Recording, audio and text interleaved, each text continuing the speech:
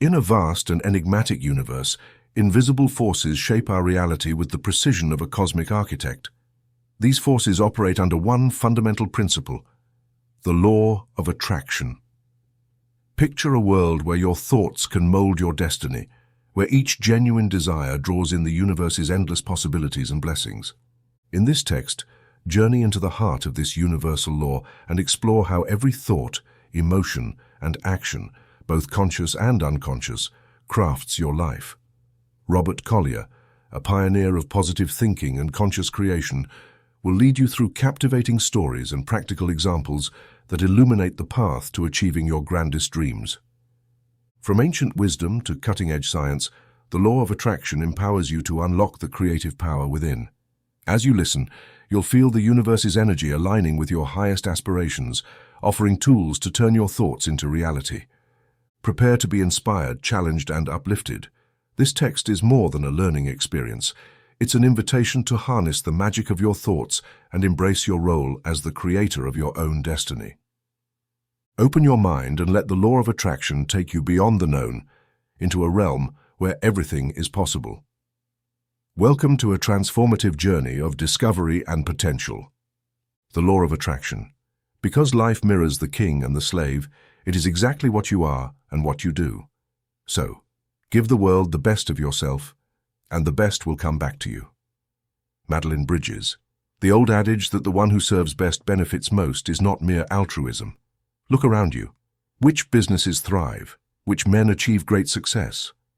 Are they those who seize the pain without caring what they offer in return, or those who always strive to give a little more value, a little more work than what they are paid for?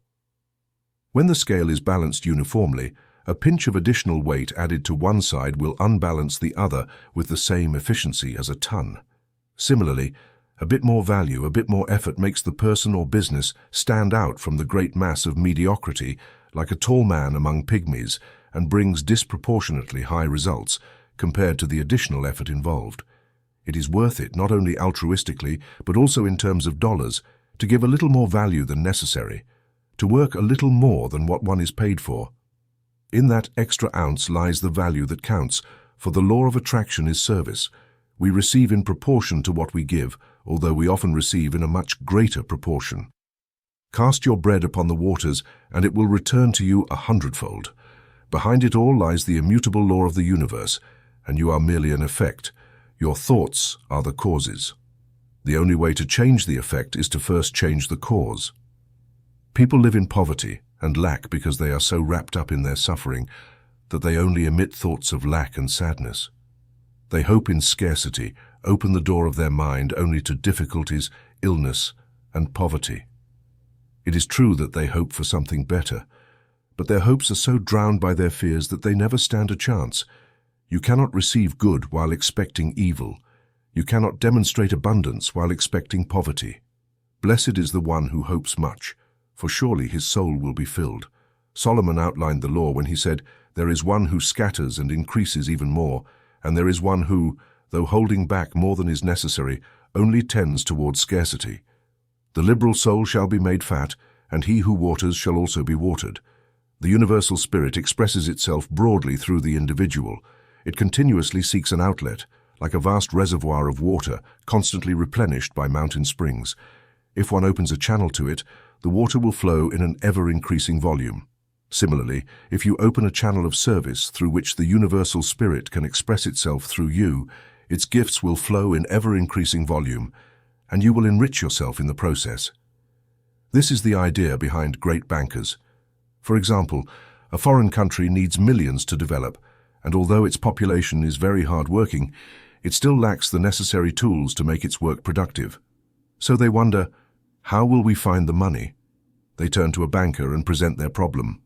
He does not have the money himself, but knows how and where to find it. He sells the promise of payment from the foreign country, its bonds, in other words, to people who have money to invest. His is a simple service, but it is a service so valuable to both parties that both are delighted to pay generously for it. Similarly, by opening a channel between universal supply and human needs, by serving your neighbors, friends, or clients, you are destined to benefit yourself. The wider your channel, The more you serve or offer better values, the more things will flow through your channel, and the more you will benefit. But you must use your talent if you want to profit from it, no matter how small your service. Using it will make it larger. You don't need to retreat into a cell and pray. That is a selfish method, a selfish concern because you worry about your own salvation to the exclusion of all others. Mere denial or asceticism in itself benefits no one. You must do something, use the talents that God has given you to make the world better through your presence. Remember the parable of the talents. You know what happened to the man who went to hide his talent, while those who used theirs were entrusted with many things. This parable has always seemed to express the entire law of life. The only right thing is to use all the forces of good. The only wrong thing is to neglect or abuse them. You shall love the Lord your God. This is the first and greatest commandment. You will show your love by using the good things you possess, the talents in the parable that he has put into your hands. The second commandment is similar. You shall love your neighbor as yourself. You will not misuse the good things that have been provided to you so generously by using them against your neighbor, but rather as you would like to be treated, using the good around you for the benefit of all. If you are a banker, you should use the money you obtain to earn more money. If you are a merchant, you should sell the goods you have to buy more goods. If you are a doctor, you should help the patient you are treating to get more consultations. If you are an office worker, do your job a little better than those around you if you want to earn more money than they do. And if you want more from the universal supply, you must use what you have in a way that makes you more useful to those around you. He who wants to be great among you, Jesus said, will be the one who serves, and he who wants to be the most important will be the servant of all. In other words, if you want to be great, you must serve, and he who serves the most will be the greatest of all. If you want to earn more money, instead of seeking it for yourself, look at how you can earn more for others. Inevitably, you will also earn more for yourself. We receive when we give, but we must first give. It doesn't matter where you start. You might be a day laborer, but you can still give. Give a little more energy, work, and thought. Give a little more than what you are paid for. If someone compels you to go 1 mile, go 2 with them, Jesus said. Try to put a bit more skill into your work. Use your mind to find a better way to do any task you are given. It won't be long before you are no longer in the common labor class. There is no type of work that cannot be improved by thought, no process that cannot be perfected by reflection. So generously devote your thoughts to your work. Think every minute you spend on it about how to make what you do more effective, easier, and faster. Read in your free time everything related to your work or the work you have in mind. In these days of journals, books, and libraries, there are few occupations not covered in depth by some good work. Do you remember in Letters from a Self-Made Merchant to His Son by Lorimer, the young man whom the old Gorgon Graham hired against his better judgment and who was tasked with hooping barrels just to get rid of him quickly? By the end of the month, the young man had dispensed with this work by convincing the boss that he could get a machine that would do the work at half the cost and with 1/3 of the crew. Graham only had to raise his salary and promote him, but he didn't stop there. Whatever the work, he always found a way to do it better and with fewer staff until reaching the top of the ladder. There are many such men in real life, men who don't stand still and rebound like a cat with a small child and a dog behind it, throwing the dog from an upper window and using the time of the fall to prepare for the next jump. Already, when the dog jumps to the spot where the cat has bumped, the cat has climbed the tree across the way. The true business spirit is the spirit of that old and courageous Danish captain Petersen Jol, who, after being attacked by a Swedish frigate, with all his crew dead except for 1 man and his stock of cannonballs exhausted, continued to fight courageously by firing plates and tin cups from the only cannon he had left. One of the tin cups hit the Swedish captain and killed him, and Petersen Jol left triumphant. Look around you now. How can you bring more value for what you receive? How can you serve better? How can you earn more money for your employers and save more for your clients? Keep this thought always at the forefront of your mind, and you will never have to worry about earning more for yourself. There was an article by Garnet Hunting in a recent issue of Christian Business that was so good I'm going to reprint it here in full. All my life, I have vaguely known that earning money is the result of deserving it, but I have never had a perfect vision of this truth until recently. Summarizing the result of all my experience, I would describe it as pleasant and unpleasant, for its name receives in return exactly what it gives, only multiplied. If I render to someone a service of the type they want, I will reap the benefit myself.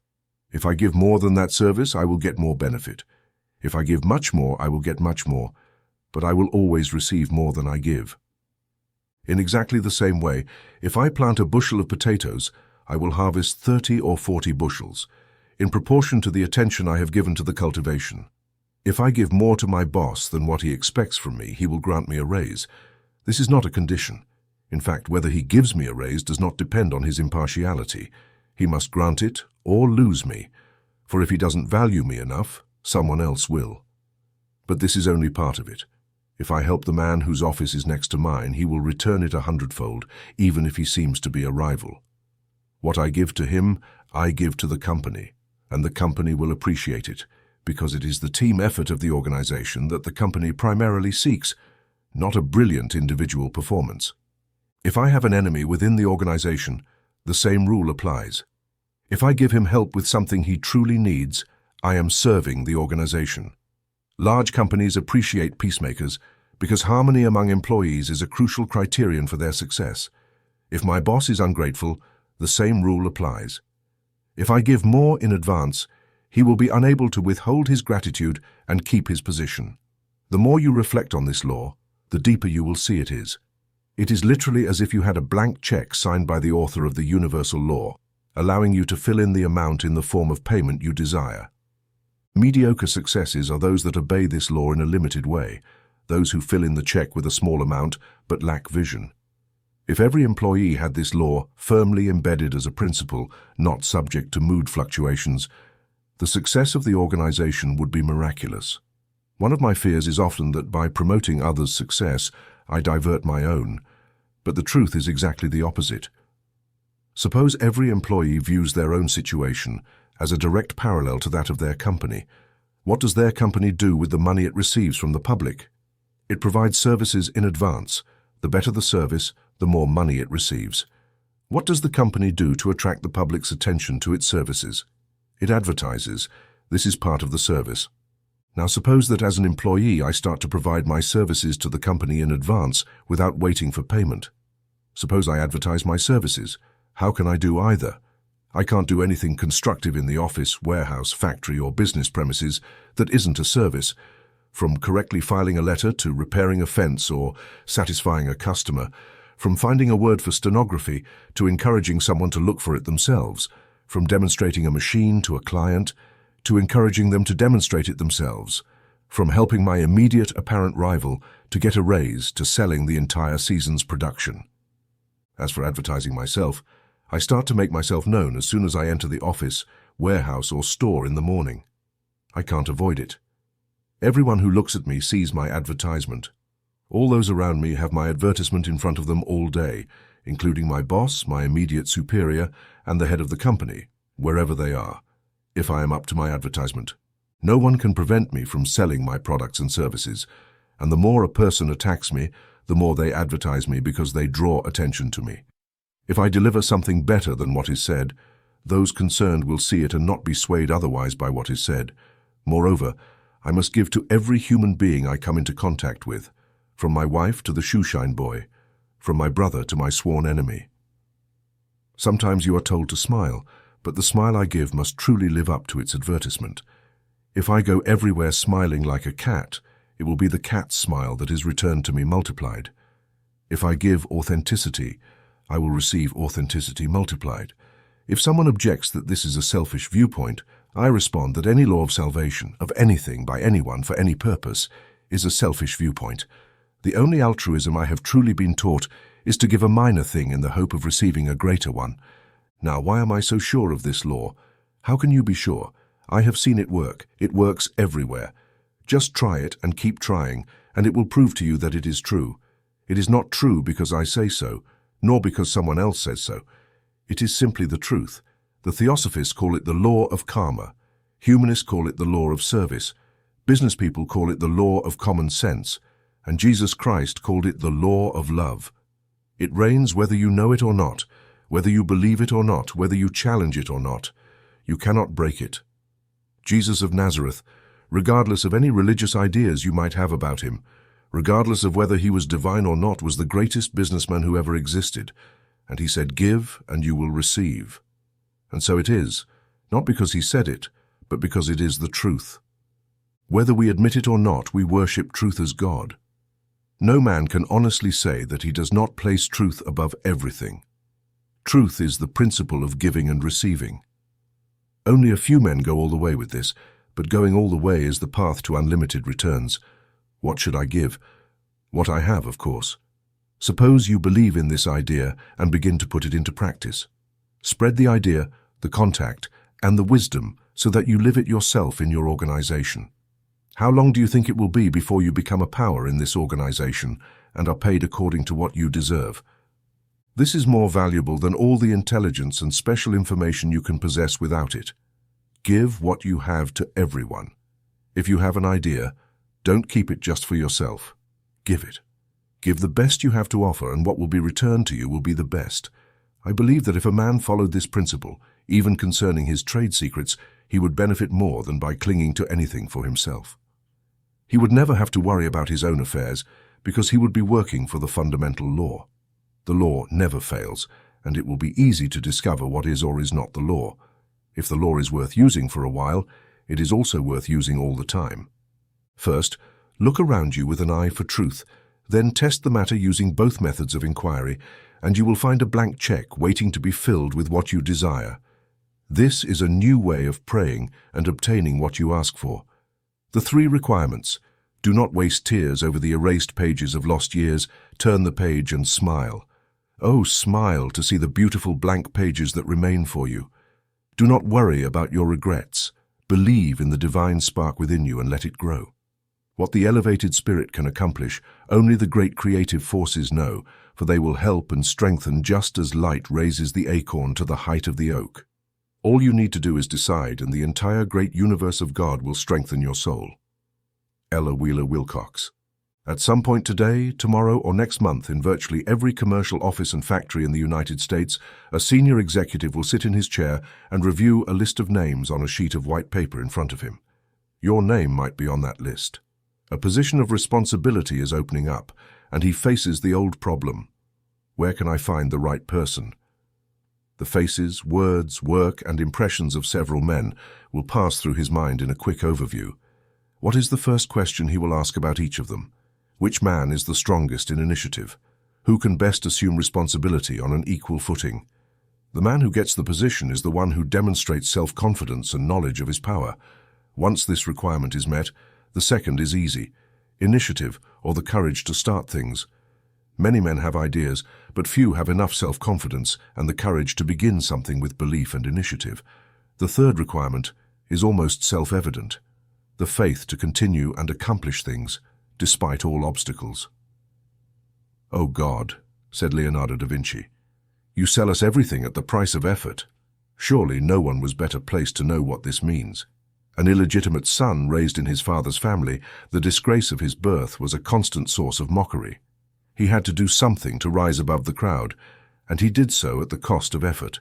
He became the greatest artist in Italy, probably the greatest in the world, at a time when Italy was renowned for its artists.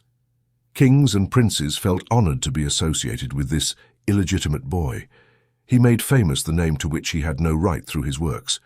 "Work out your own salvation," said Paul, and the first requirement for doing so is knowledge of your own power. "Each of us has all the ages within him," said Morley. "All the ages that preceded you have bequeathed you a set of capabilities that you leave dormant.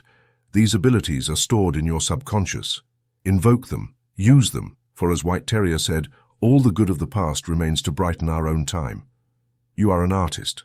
The cunning of a Da Vinci, the skill of a Rembrandt, the vision of a Turner are behind your fingers.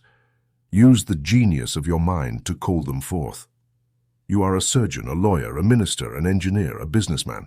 Keep in mind the greatest men who have accomplished the things you are doing now. Use them as models, not just as examples, but as sources of inspiration.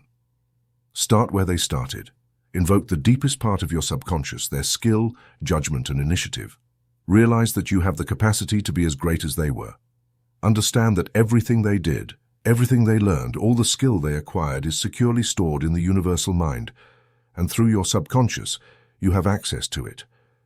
The spirit within you is the same that animated all the great conquerors of the past, and all the great inventors, artists, statesmen, leaders, and business people. What they have done is only 1/10 of what remains to be done, of what the men of your time and your children's time will accomplish. You can be part of it. Within you is all the power that any man or woman has ever possessed. It is simply waiting for your call. In Thoughts on Business we read, "It is a great day in a man's life when he begins to truly discover himself. The latent capabilities of every man are greater than he believes, and he can find them if he seeks diligently. A man may own a piece of land for many years without knowing its value. He may regard it as mere pasture, but one day he discovers traces of coal and finds a rich vein beneath his land. In searching for coal, he uncovers granite deposits. Then, while drilling for water, he discovers oil, and later a vein of copper, silver, and gold. These things were there all the time, even when he thought of his land as mere pasture, but they only have value when discovered and used. Not all pastures contain deposits of silver and gold, nor oil, nor granite, nor even coal, but beneath the surface of every man there must be by nature a latent capacity greater than what has yet been discovered. And one discovery should lead to another, until the man finds the deep riches of his possibilities. History is full of acts of men who discovered a part of their own capacity, but history has not yet recorded a man who fully discovered all he might have been.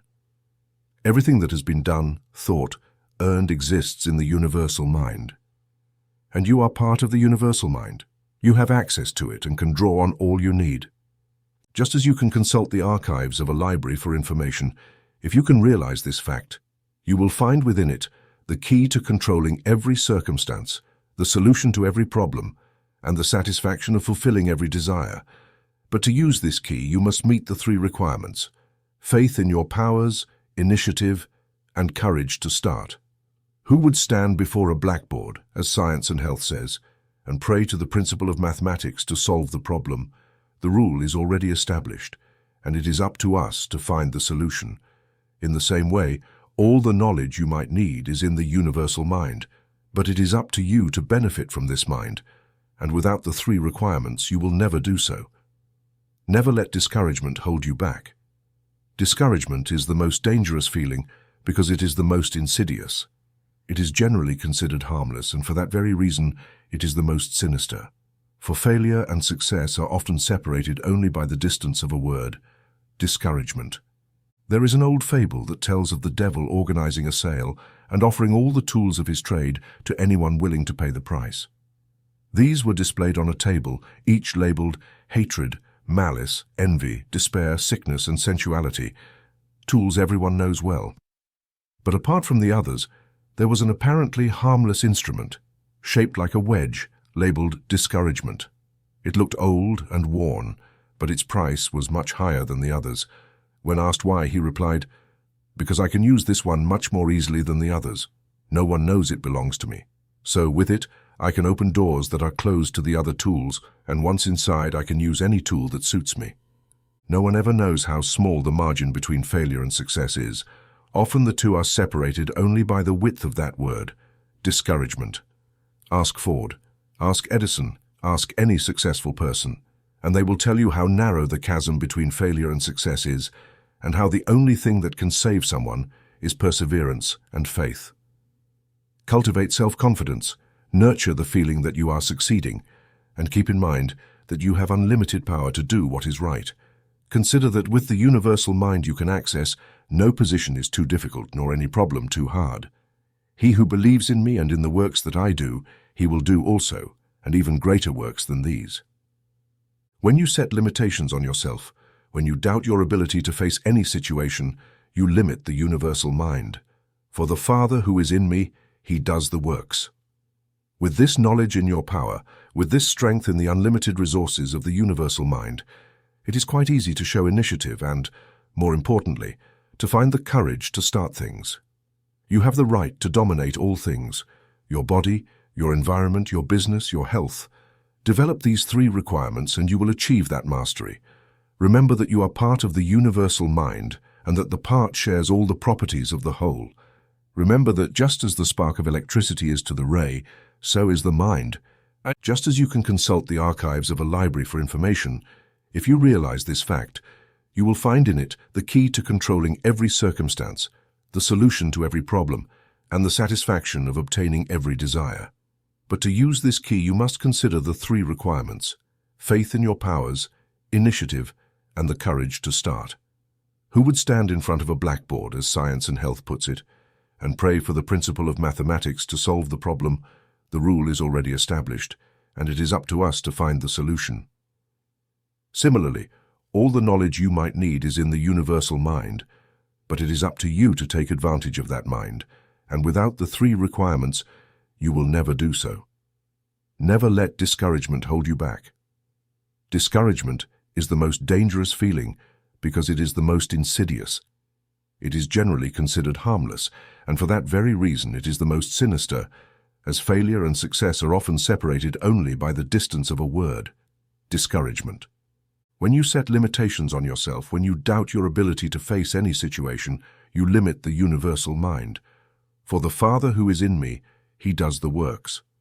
With this knowledge in your power, with this strength from the unlimited resources of the universal mind, it is quite easy to show initiative and, more importantly, to find the courage to start things.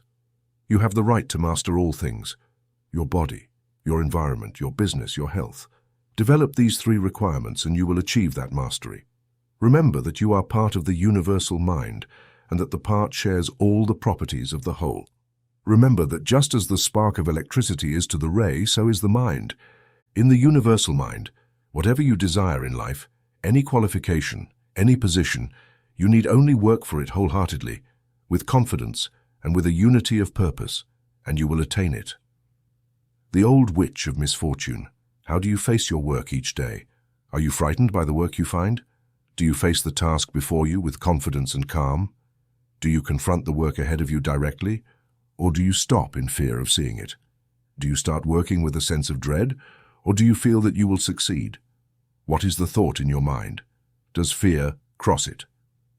If so, approach the next task with the belief that you will succeed. Has Edgar A. Guest ever camped at the door of that old witch of misfortune? Does poor health, misfortune, and worries seem to follow your steps?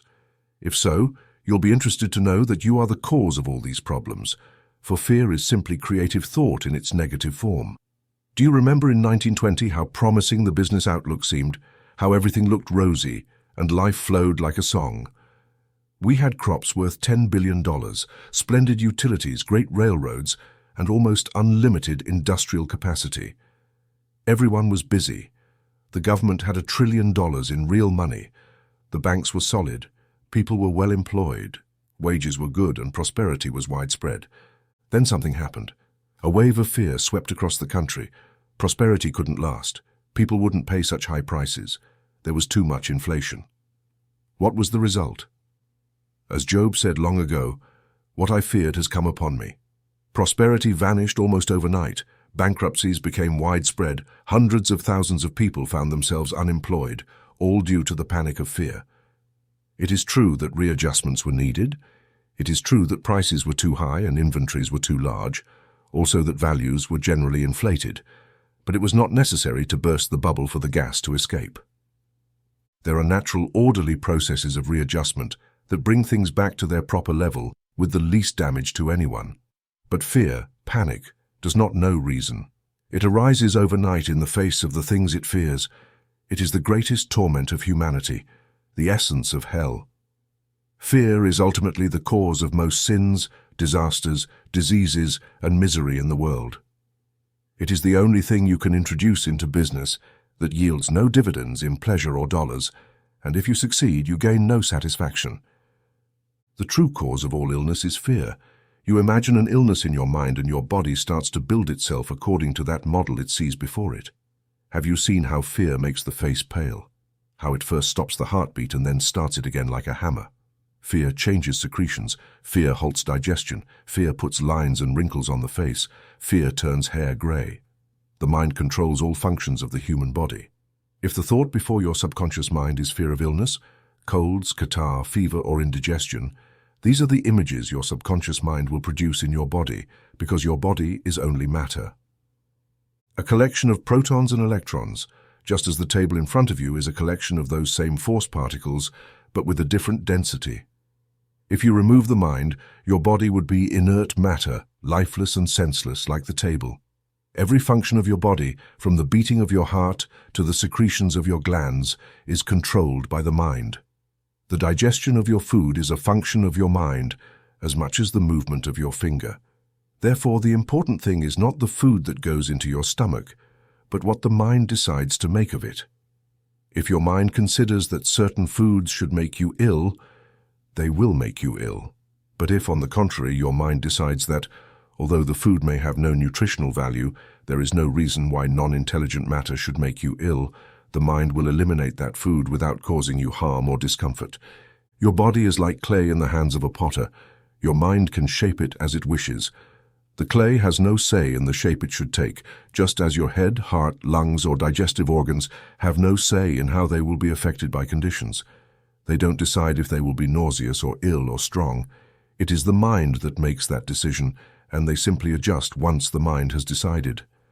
Matter has endured every condition without damage when properly supported by the mind, and what it has done once, it can do again.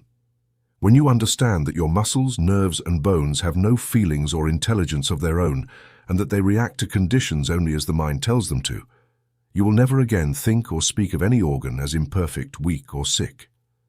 You will never complain again of fatigue, sore muscles, or tense nerves. On the contrary, you will hold on to thoughts of inexhaustible strength and abundant vitality, knowing that, as Shakespeare said, there is nothing either good or bad, but thinking makes it so. Never fear disaster, for the fear of it is an invitation for it to occur. Fear, when experienced, easily imprints itself on the subconscious mind, and by doing so, it brings forth what is feared. It is the Frankenstein monster we all sometimes create, and once revived, it turns to tear its creator apart. If you fear losing something you value greatly, the fear you feel creates the very means by which you will lose it. Fear is that voracious lion roaming the earth seeking whom to devour. The only security against it is to deny it. The only refuge is to know that it has no more power than you give it. Do you fear debt? Then your mind focuses on it and creates more debt. You fear loss, and by visualizing that loss you bring it about. The only cure for fear is to know that evil has no power, that it is not an entity, but merely an absence of something. You fear poor health, but if you devoted the same amount of time to thinking about good health, you would be working for your own benefit. Functional disorders are caused solely by the mind through erroneous thoughts.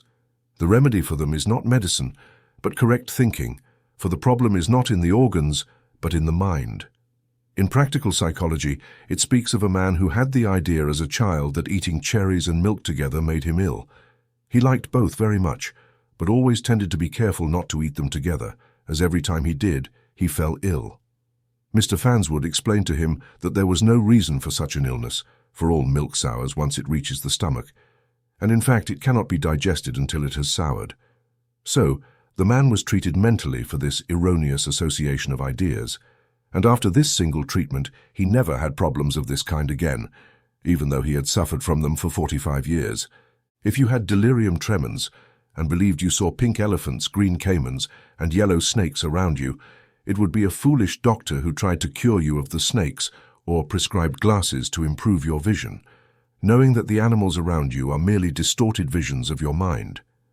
The indigestion you suffer, the colds that bother you, and ultimately all your pains are a distorted idea of your mind, just as would be the snake in delirium tremens.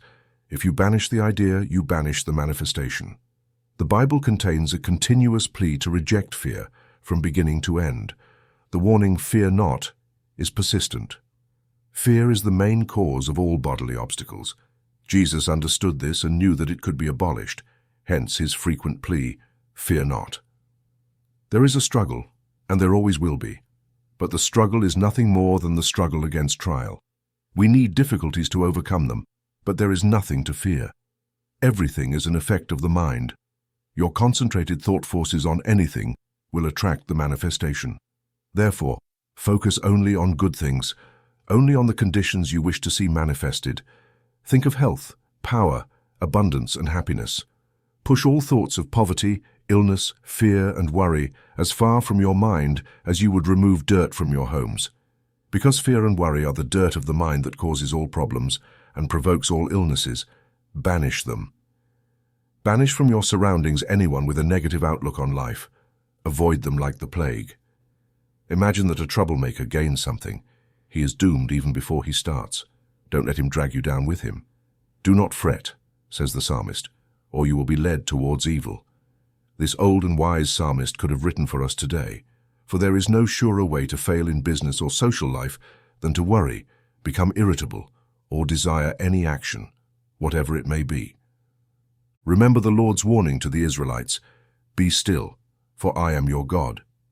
Have you ever been by a calm, peaceful lake and observed the reflections on it? The trees, the mountains, the clouds, the sky, all are reflected as perfectly and beautifully as the objects themselves. But try to get such a reflection in the ocean. It is not possible. For the ocean is always turbulent, constantly troubled by winds, waves, or tides. The same applies to your mind. You cannot reflect the richness and abundance of the universal mind, nor can you reflect peace, health, and happiness if you are constantly anxious, tossed by waves of fear, winds of anger, and tides of work and effort. You must relax sometimes. You need to give your mind a chance and realize that once you have done your best, you can rest confidently and leave the outcome to the universal mind. Just as erroneous thoughts cause discord in the body, they also bring about an unfortunate condition in the realm of business. Experience teaches that we need to be more protected from our fears and erroneous thoughts than from so-called external, malevolent influences. We do not need to suffer from harm caused by another person, nor from the greed, dishonesty, avarice, or selfish ambition of others. But if we embrace the fear that we must suffer thus and let it disturb our thoughts, then we condemn ourselves. We are free to reject any suggestion of discord and to reign harmoniously despite what anyone or anything tries to do to us. Do you know why old soldiers prefer to have 18 or 20-year-old soldiers rather than mature men of 30 or 40? Not because they can march further, because they cannot. Not because they can carry more, because they cannot do that either. But because when they go to sleep at night, they truly sleep. They wipe the slate clean. When they wake up in the morning, they are ready for a new day and a new world. But an older man carries the nervous attention from one day to the next, worrying about the outcome, so that by the end of a grueling campaign of several months, the older man is a bundle of nerves.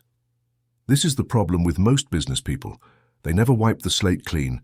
They worry and drag the worries of each day into the next, resulting in a burden that eventually becomes heavier than they can bear.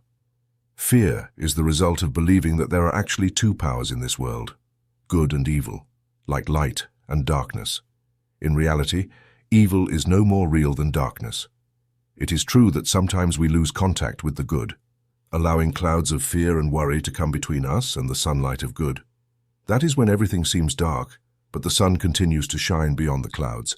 By pushing them aside, we instantly regain its light, understanding that good is always available if we approach it with confidence in our need. What is there to fear? Fear not, little flock, said Jesus, for it is your Father's good pleasure to give you the kingdom. And again, my child, you have always been with me. Everything I have is yours. If it means anything, it means that the Father is always available to all of us, and it is only necessary to invoke him correctly for our needs to be met, whatever they may be. If the universal mind is the creator of everything, and if the entire universe belongs to it, then your business or work is not really yours but the Father's, and he is just as interested in your success, provided you work according to his plan, as you might be. Everyone will admit that the universal mind can accomplish any good thing. Everyone will admit that it can successfully carry out any enterprise it is interested in. If it is the mind that created your business and inspired your work, then it will be interested in its ultimate success. Why not call upon the mind when you have done everything you know how to do, and yet success seems beyond your efforts?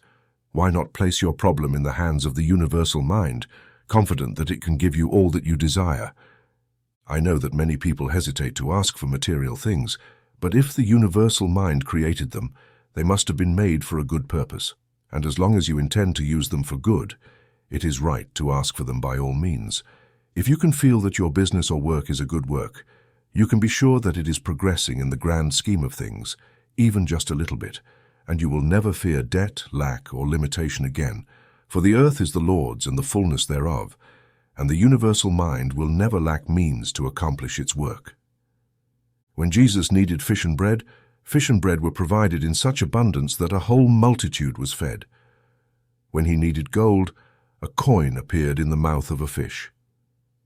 Where you are, there is the Spirit, and where the Spirit is, resides all the power that fuels the universe. You are like the owner of a power plant that provides electricity for the light, heating, and energy of the houses and factories around you. There is unlimited electricity everywhere, but you must operate your dynamo to extract the electricity from the air and transport it through your power lines before it can be used.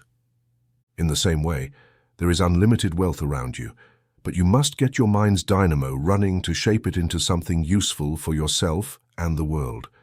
So don't worry about the current lack of money or other material possessions. Don't try to take from others what they have. Go where the money is. The material wealth that is visible is so small compared to the potential wealth available through the correct use of the mind that it becomes insignificant by comparison. Great rewards are for pioneers. Look at Carnegie, Auguste Wirth, Ford. Each year opens a new field of development, discovers a new world. Steam, gas, electricity, the telegraph, wireless technology, the automobile, and the airplane. Each of them opening up possibilities for new worlds yet to come. 100 years ago, people probably thought everything had been discovered, that all that could be known was already known, as one might feel now. Yet look at the enormous advances humanity has made over the past 100 years. And these are nothing compared to what the future holds, once man learns to harness the truly unlimited powers of his subconscious mind. There are treasures worth billions of dollars under every square kilometer of the Earth's surface, and there are millions of ways to make this old world better for living. Put your mind to work locating some of this treasure, discovering some of these ways. Don't wait for someone else to blaze the trail.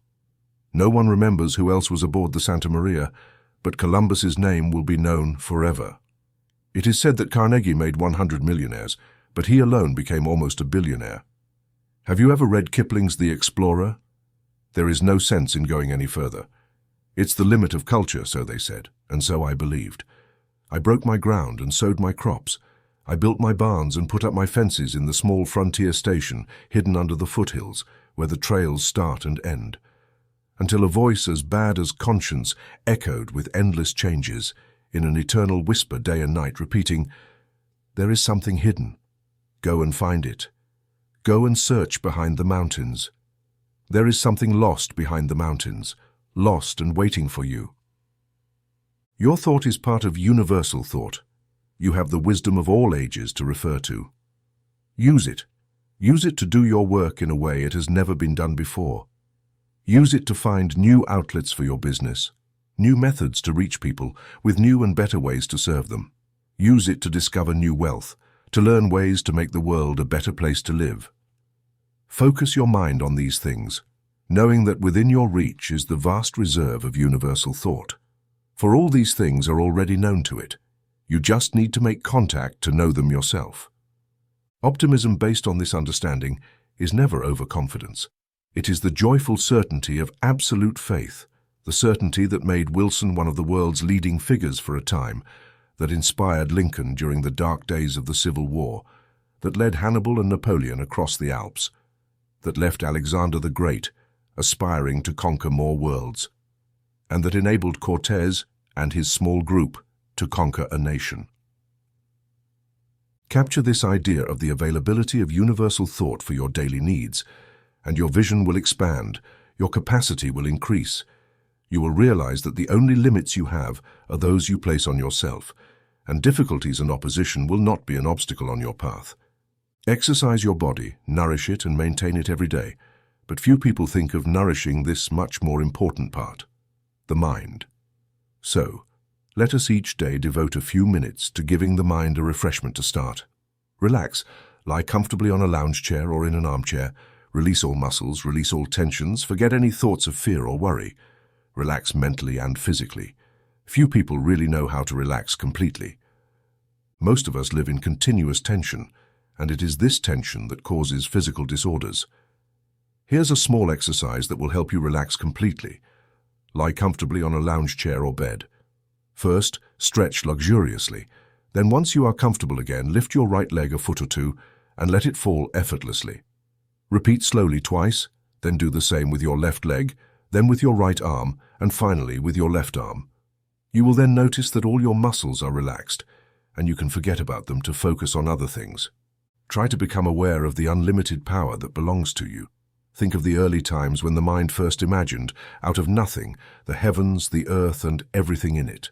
Remember that although your mind is to the universal mind as a drop of water is to the ocean, this drop possesses all the qualities of the ocean, though not in quantity. Your mind possesses all the creative power of the universal mind, and God created man in his image and likeness. Certainly God has never manifested anything other than infinite abundance and endless supply. If you are made in his image, there is no reason why you should lack anything good.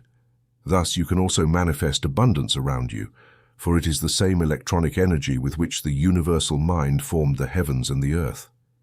What you want to create from it, what you desire most in life, keep it in your thoughts, visualize it, and see it. Make your model a clear and sharp image. Remember that the first thing needed is a sincere desire, concentrating your thought on one thing with one purpose. The second step is visualization. You must see yourself doing it, imagining the object just as the universal mind imagined all of creation. Next comes faith. You must believe that you have what you want, not that you are going to get it, but that you already have it. Finally, gratitude. Be thankful for what you have received, for the power that enabled you to create it, for all the gifts that the mind has placed at your feet. Have faith in the Lord, and you will certainly be nourished. Delight in him, and he will give you the desires of your heart. Entrust your path into his hands, and he will guide you. Your needs are covered. Rise, O my soul, and gird yourself anew, even if the black camel of death kneels at this door. Don't be a beggar asking for alms.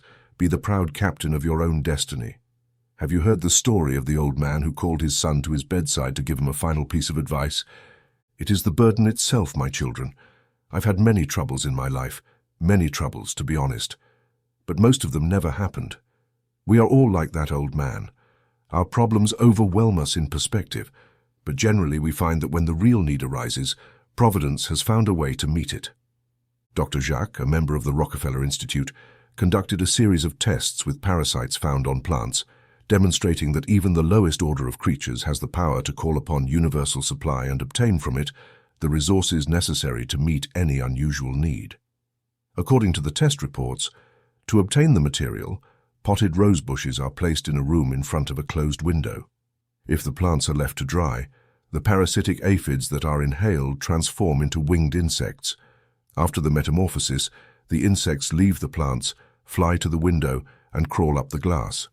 It is evident that these tiny insects discovered that the plants they thrived on were dead, and that they could no longer obtain food or water from that source. So, the only way they could save themselves from starvation was to temporarily transform and fly, which they did. In summary, when their source of sustenance was close to them and they had to find a way to migrate or perish, universal supply provided them with the means to migrate. If the universal mind can thus provide for the needs of the most insignificant of its creatures, it is reasonable to assume that it will do even more for us, being the highest product of creation. We only need to call upon it and have a little faith. If we consider the response of the mind to the need of these tiny parasites, it truly seems as incredible as the sea parting while a people walk through it on dry land, or a pillar of fire guiding a nation through the desert at night, or manna falling from heaven and water, gushing from a rock in times of great danger, in extreme moments where the courageous soul has staked everything. These are the moments where miracles occur, if we have faith. This doesn't mean you should complacently rest and let the Lord provide, as long as you have done all that is in your power and given your best. Don't worry. Don't fret about the outcome. Be aware that if more is needed, your needs will be met. Sit down with the certainty that you have done your part and rely on the genius of your mind to do the rest. When the small state of Palestine was threatened with invasion by Egypt on one side and Assyria on the other, Its people were frantically trying to decide which dilemma to embrace and which enemy to ally with to avoid the other. "With neither," said the prophet Isaiah. "In quiet rest is security. In calm trust will be our strength." The same goes for most of the great calamities that afflict us. If only we could rest with our souls and trust peacefully, we would fare much better. But we must not worry and fret, even though 9 times out of 10 it is incorrect. The more we worry and agitate, the more likely we are to be wrong. All the power of the universal mind is needed to solve any problem, to meet any need. Wherever that need is, supply is always where you are with what you need. Whether it is illness, a problem, poverty, or danger, the remedy is there, waiting for your call. Go towards your difficulty with courage, knowing that you have infinite resources behind you. This is how you will find those forces gathering around you and coming to your aid. It's like when an author writes a book. For a long time they work in a sort of mental fog, but if they persevere, suddenly a light will burst forth that illuminates their ideas and shows them the way to structure them logically. In moments of despair, you will feel your soul bringing forth a source of unknown energy. This doesn't mean you will never face difficulties. Difficulties are good for you. They are the exercise of your mind. You are stronger for having overcome them. But view them as mere exercises, as tools given to help you better use your mind, and call upon universal supply. Like Jacob wrestling with the angel, do not let them go until they have blessed you, or in other words, until you have learned something from encountering them. Remember this: no matter what catastrophe befalls humanity, no matter the widespread loss, you and yours can be freed from it. There is always a path to safety, always an ark through which the few who understand can escape the flood. The name of this ark is understanding, understanding of your inner powers. When the children of Israel were led to the promised land and Joshua gave them his instructions, they replied, "All that you command us we will do, and wherever you send us we will go, for the Lord our God is with you as he was with Moses." They reached the Jordan, which seemed an insurmountable obstacle on their path. But Joshua commanded them to carry the Ark of the Covenant, which represented the understanding of God with them and before them. They did so, and the waters that came down from above separated and piled up in a heap. The priests carrying the Ark of the Covenant of the Lord stood firm in the midst of the Jordan, and all the Israelites passed over on dry ground until the entire people had crossed the Jordan safely. The Ark of the Covenant was a constant guarantee of safety throughout the Old Testament, when war, pestilence, fire, and floods were common for humanity, for there was constant assurance for those who understood the prior covenant with the Lord. "For you have made the Lord your refuge and dwelling place. No evil shall befall you, nor shall any plague come near your tent, for he will give his angels charge over you to keep you in all your ways." This is our covenant with him, a covenant that gives us superiority over circumstances, something men have sought since time immemorial. All we need to do to uphold our part of the covenant is to remember the infinite powers that reside within us. Remember that our mind is part of the universal mind, and, as such, it can foresee, protect, and shield us from harm. There is no need to flee from trials or to become stoic in the face of them. All we need to do is to value our understanding regarding them, knowing that there has never been a situation that the universal mind, through our own mind, is not fully capable of managing. We must know that the correct resolution of every problem resides in the universal mind, so we only need to seek that solution, and our trial will be overcome. But where will we find this wisdom? Where is the place of understanding to know it in the first place? Know God and be at peace. If evil threatens us, if failure, illness, or accident seem imminent, we only need to decide that these evils do not come from the universal mind, which renders them real but powerless over us. They are merely the absence of the good condition that the universal mind knows, so simply reject them and seek through the mind the correct condition that will nullify them. If you do this, you will discover that you can appropriate the mind to everything you need and when you need it. The greater your need, the more surely you will be satisfied. If you can understand this truth, Jesus said, "Fear not, little flock, for it has pleased your Father to give you the kingdom." Remember that your thought is all-powerful, and as creative as it is, there is no limitation of time or space, so it is always available. Forget your worries, forget your fears. Instead, visualize the conditions you would like to see, realize their availability, repeat to yourself that you already have all the things you desire and that your needs are met. Repeat to yourself how grateful I am that the mind has given me all these good things. I have everything my heart desires, and I am grateful. Every time you do this, you imprint this thought in your subconscious mind, and the moment you can convince your subconscious mind of its truth, your mind will proceed to make it a reality. This is the way to put into practice the Master's advice. Believe that you will receive it, and you will get it. There is no condition so desperate, no cause so lost, that this truth cannot save time and time again. Patients whom doctors have condemned have miraculously recovered through the faith of a loved one. I wish that all who read this book gain as much benefit from it as I did from my first reading, writes an enthusiastic reader from New York City. I gained such a clear understanding from that first reading that I was able to break the mental chains holding a friend in a hospital bed, and she left the hospital in 3 days, astonishing all the doctors in charge of her case. Similarly, there are countless cases where the threat of calamity has been avoided and replaced with good. The biggest problem for most of us is that we do not believe. We persist in seeking problems, convinced that the rainy day is inevitably destined to come, so we do our best to make it certain by keeping it in our thoughts. While we prepare for and fear it, cowards die many times before they actually die, but the courageous only experience death once. We cross our bridges a dozen times before we reach them, doubting ourselves, our ability, doubting everything and everyone around us. Our doubts attack our energy, kill our enthusiasm, steal our success, bend us like an old man suffering from poor health, and we always add that little word "but" after our wishes and aspirations, deeply convinced that some things are too good to be true.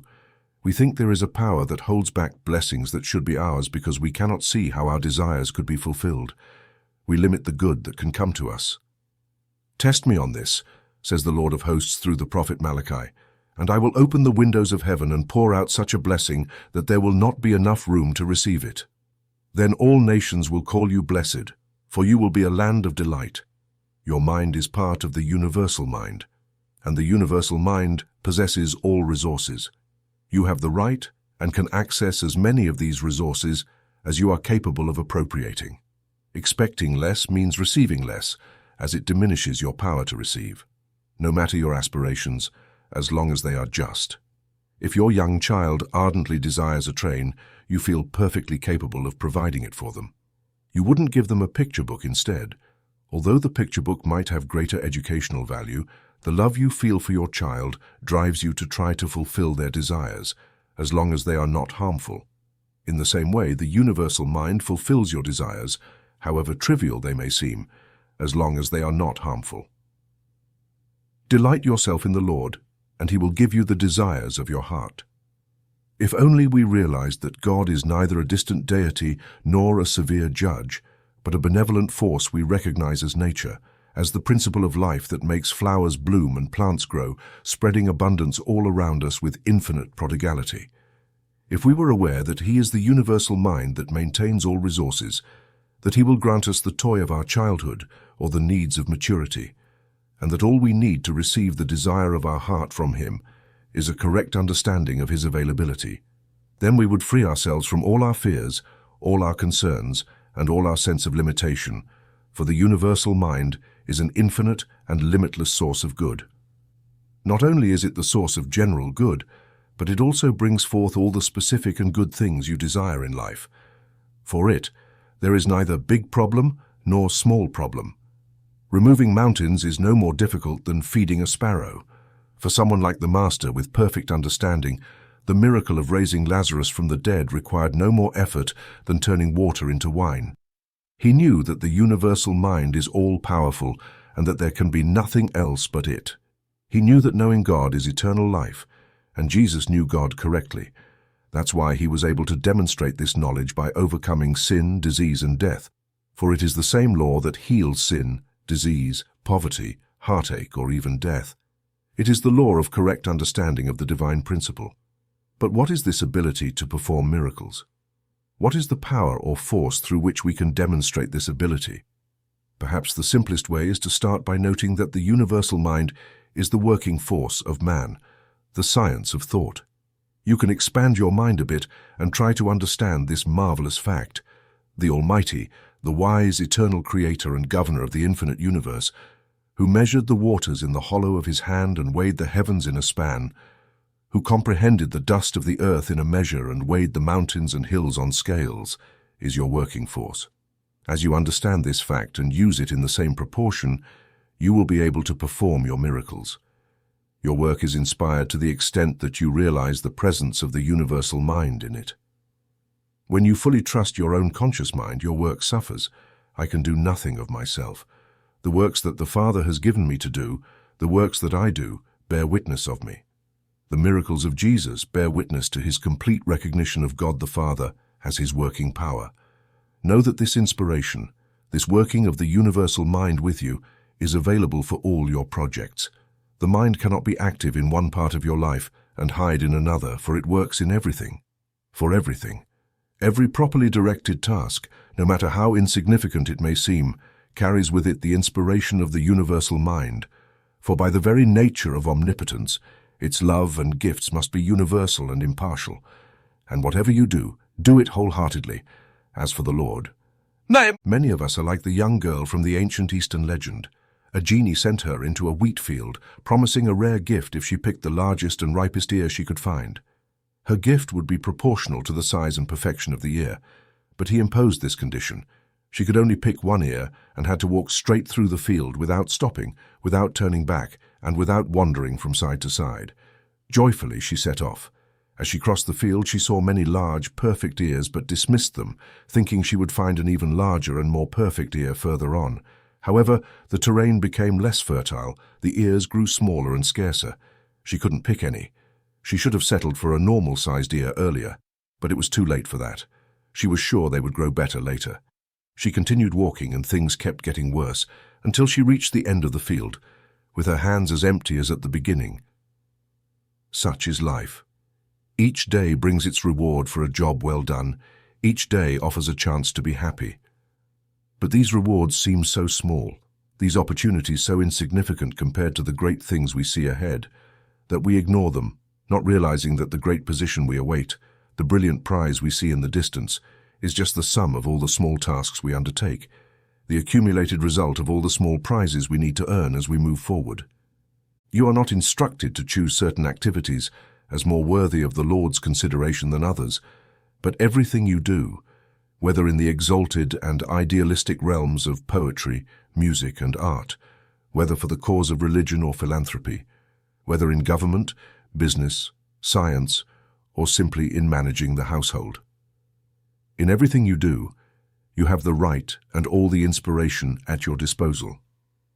And if you seem to have less, it is because you are not using your gift. The one who plants and the one who waters are one, and each will receive their reward according to their labor, for we are the workers of God. Everything is ours, and we are Christ's, and Christ is of God. How will you use this universal provision the next time you face a need or encounter difficulties? Close your eyes for a moment and realize that the universal mind knows how this need can be satisfied in the best possible way. It knows the solution to your difficulties. Your subconscious, being a part of the universal mind, knows it too. So present your problem to your subconscious with sublime confidence that it will find the solution. Then forget about it for a while. When the time comes, the need will be met. Dr. Wimbliger confirms this idea in the following. Suggestions lodged in the mind can effect a complete change, both morally and physically, as if humanity were becoming spiritually like a little child. If we have implicit trust in God, the greatest power will be used to establish health and balance, bringing incalculable results in comfort, common sense, and blessing. For example, imagine someone who suffers from worry, fear, and the vexations of life. How can they rid themselves of these things and relieve their suffering? Let them go to a quiet room twice a day, lie down, and relax all their muscles. Let them adopt complete indifference to the things that concern them and the functions of their body, and quietly accept what God may give them through this law of supply and demand. In a few days, they will find a great change in their feelings, and all their suffering will disappear.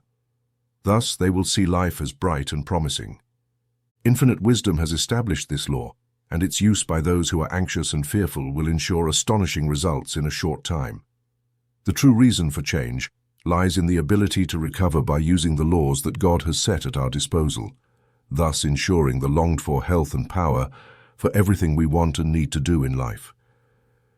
The subliminal is the link that unites man to God, and by obeying its laws, each person's life connects with the infinite resources and everything God can and wants to give. That is the secret of all healings of diseases and the foundation of the possibility of a joyful existence, happiness, and eternal life. One must use suggestion as a method to obtain what God gives, and the mind as the agent through which these gifts are received. It is not a matter of theory but of fact. If a sick person wishes to be healed, they must have periods of relaxation, mental openness, and faith. Then they will see the beneficial and constant results of this method. Being the master of one's destiny is crucial. A coward stood at the edge of the battlefield and thought, "If only I had a sharper steel sword than this blunt blade, like the one the king's son carries." He descended, withdrew, and left the field. Then the king's son, wounded and sore, arrived unarmed. Seeing the broken sword, he rushed to seize it, and with a battle cry, he rose again to strike down his enemy, saving a great cause on this heroic day. Edward Rowland. Where will you be at 65? 5 decades from now, 6 out of 10 65-year-olds rely on charity. Only 1 in 20 can live without working at that age. This was the finding of the American Bankers Association after following 100 healthy men from the age of 25 to 65. They all had the same chances at the start. The difference lay in how they used their minds. 95 out of 100 settled for doing the tasks assigned to them, lacking self-belief and initiative, without the courage that sets things in motion. At 65, will you be dependent or independent? Will you struggle to make a living, accepting charity from others, or will you be at the pinnacle of success? I am the master of my destiny. Until you have learned this, you will never know complete success in life. Your destiny is in your own hands. You shape it. What you will do in 6 months or a year depends on what you think today. So choose.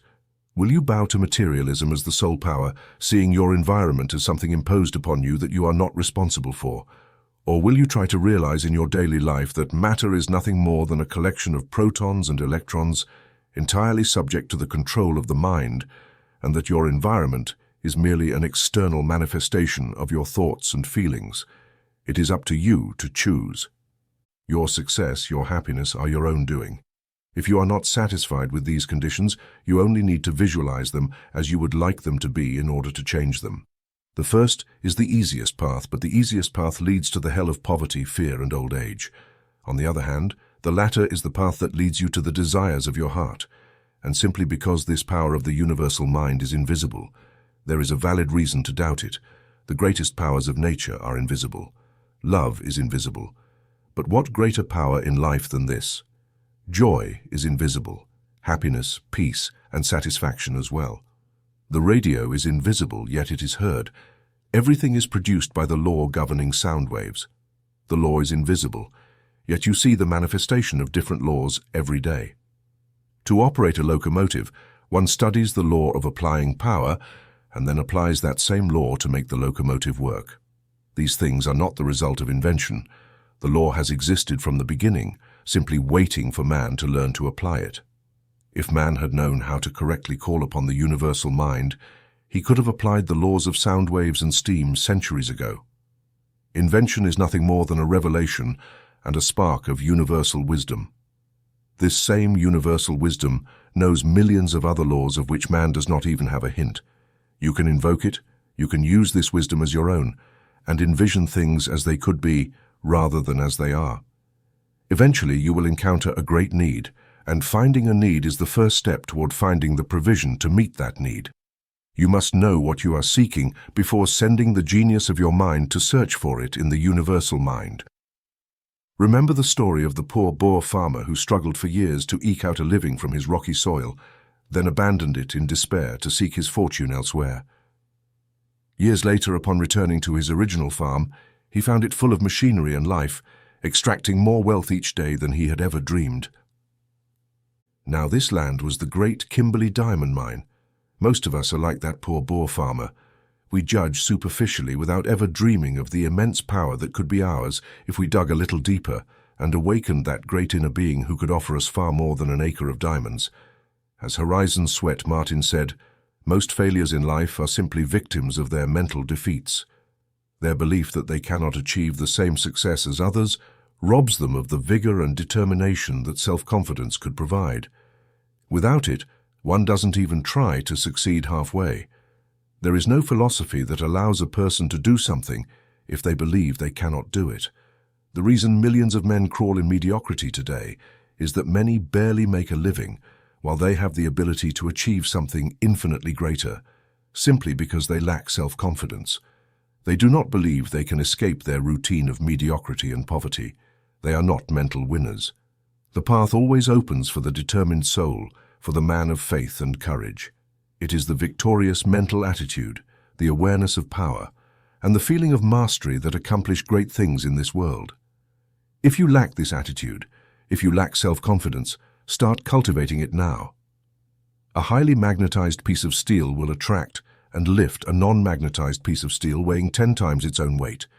But if that piece of steel loses its magnetization, it will not be able to attract or lift even the weight of a feather.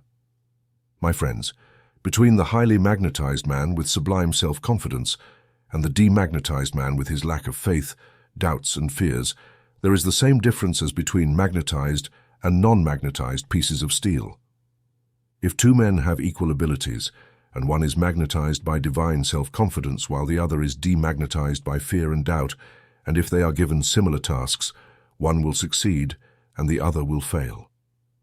Self-confidence multiplies one's powers 100-fold, while its absence divides those of another 100-fold.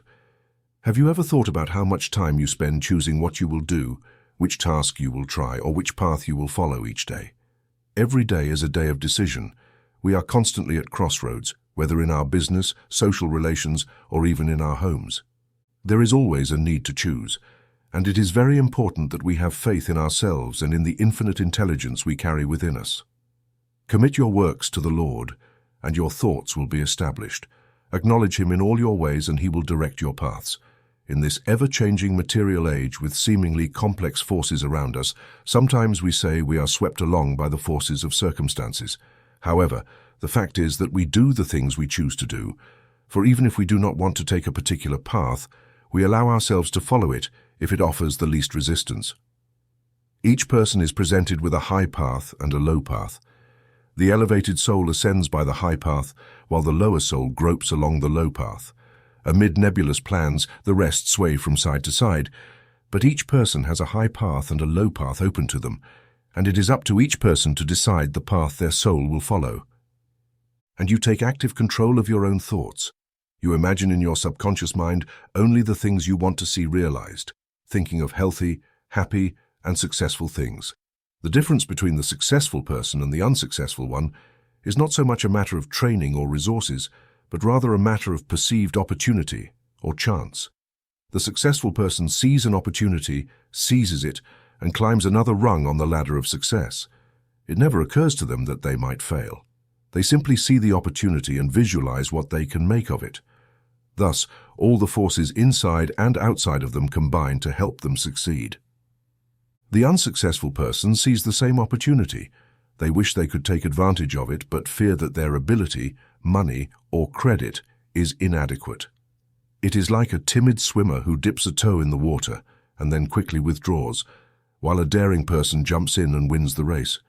Almost every day we can look back and say, if only I had seized that opportunity, I would be much better off now. You will never have to say this again once you realize that the future is entirely under your control.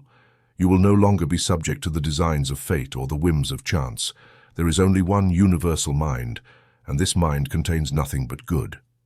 There is no lack of provision, for its ideas are as numerous as the grains of sand on the seashore, and these ideas encompass all wealth, power, and happiness. To attract from the universal mind, you only need to vividly imagine in your subconscious mind the thing you desire, along with the ideas necessary to realize it. You simply need to keep in mind the experiences you wish to have, and thus you can control your own future. When Frank A. Vanderlip, former president of the National City Bank, was a young man struggling with difficulties, he asked a prosperous friend what he would recommend to a young person eager to make their mark in the world. "Look at everything as if you have already succeeded," his friend told him. Shakespeare expresses the same sentiment differently. Assume a virtue, if you have it not. Prepare for the role, play the role, have success first in your own mind, and you will soon have success before the world as well. David Bush, in his book Applied Psychology and Scientific Life, says, "Man is like a wireless operator. He is subject to various erroneous currents of thought if his mind is not in harmony with the infinite, or if he is not attuned to higher vibrations than those of negation. A person who thinks courageous thoughts sends these courageous thought waves through the universal ether until they settle in the consciousness of someone tuned to the same courageous frequency. Think with a strong thought, a courageous thought, or a thought of prosperity, and all these thoughts will be received by someone who is strong, courageous, and prosperous.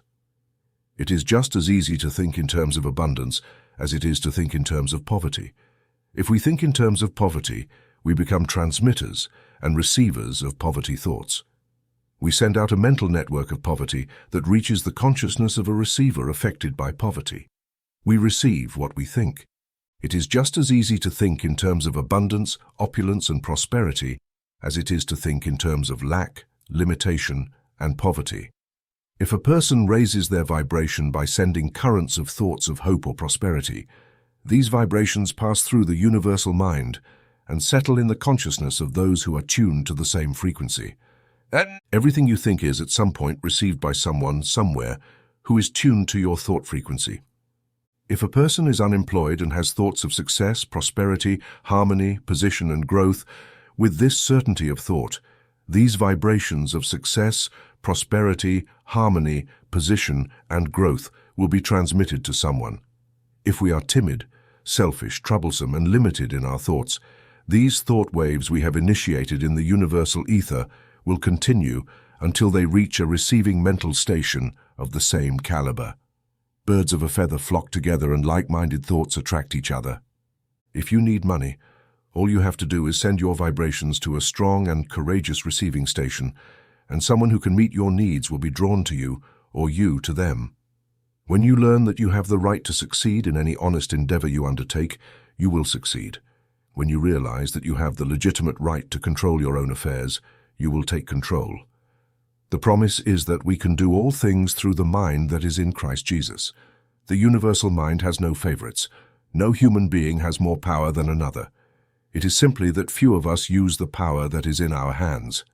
The great men of the world are in no way superior beings. They are simply ordinary creatures like you and me who have discovered how to access their subconscious mind and, through it, the universal mind.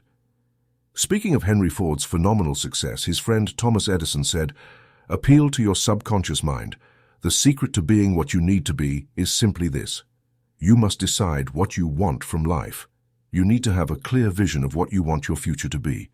Plan it in detail, visualize it from start to finish. Visualize yourself doing those things you have always wanted to do and make them real in your mind.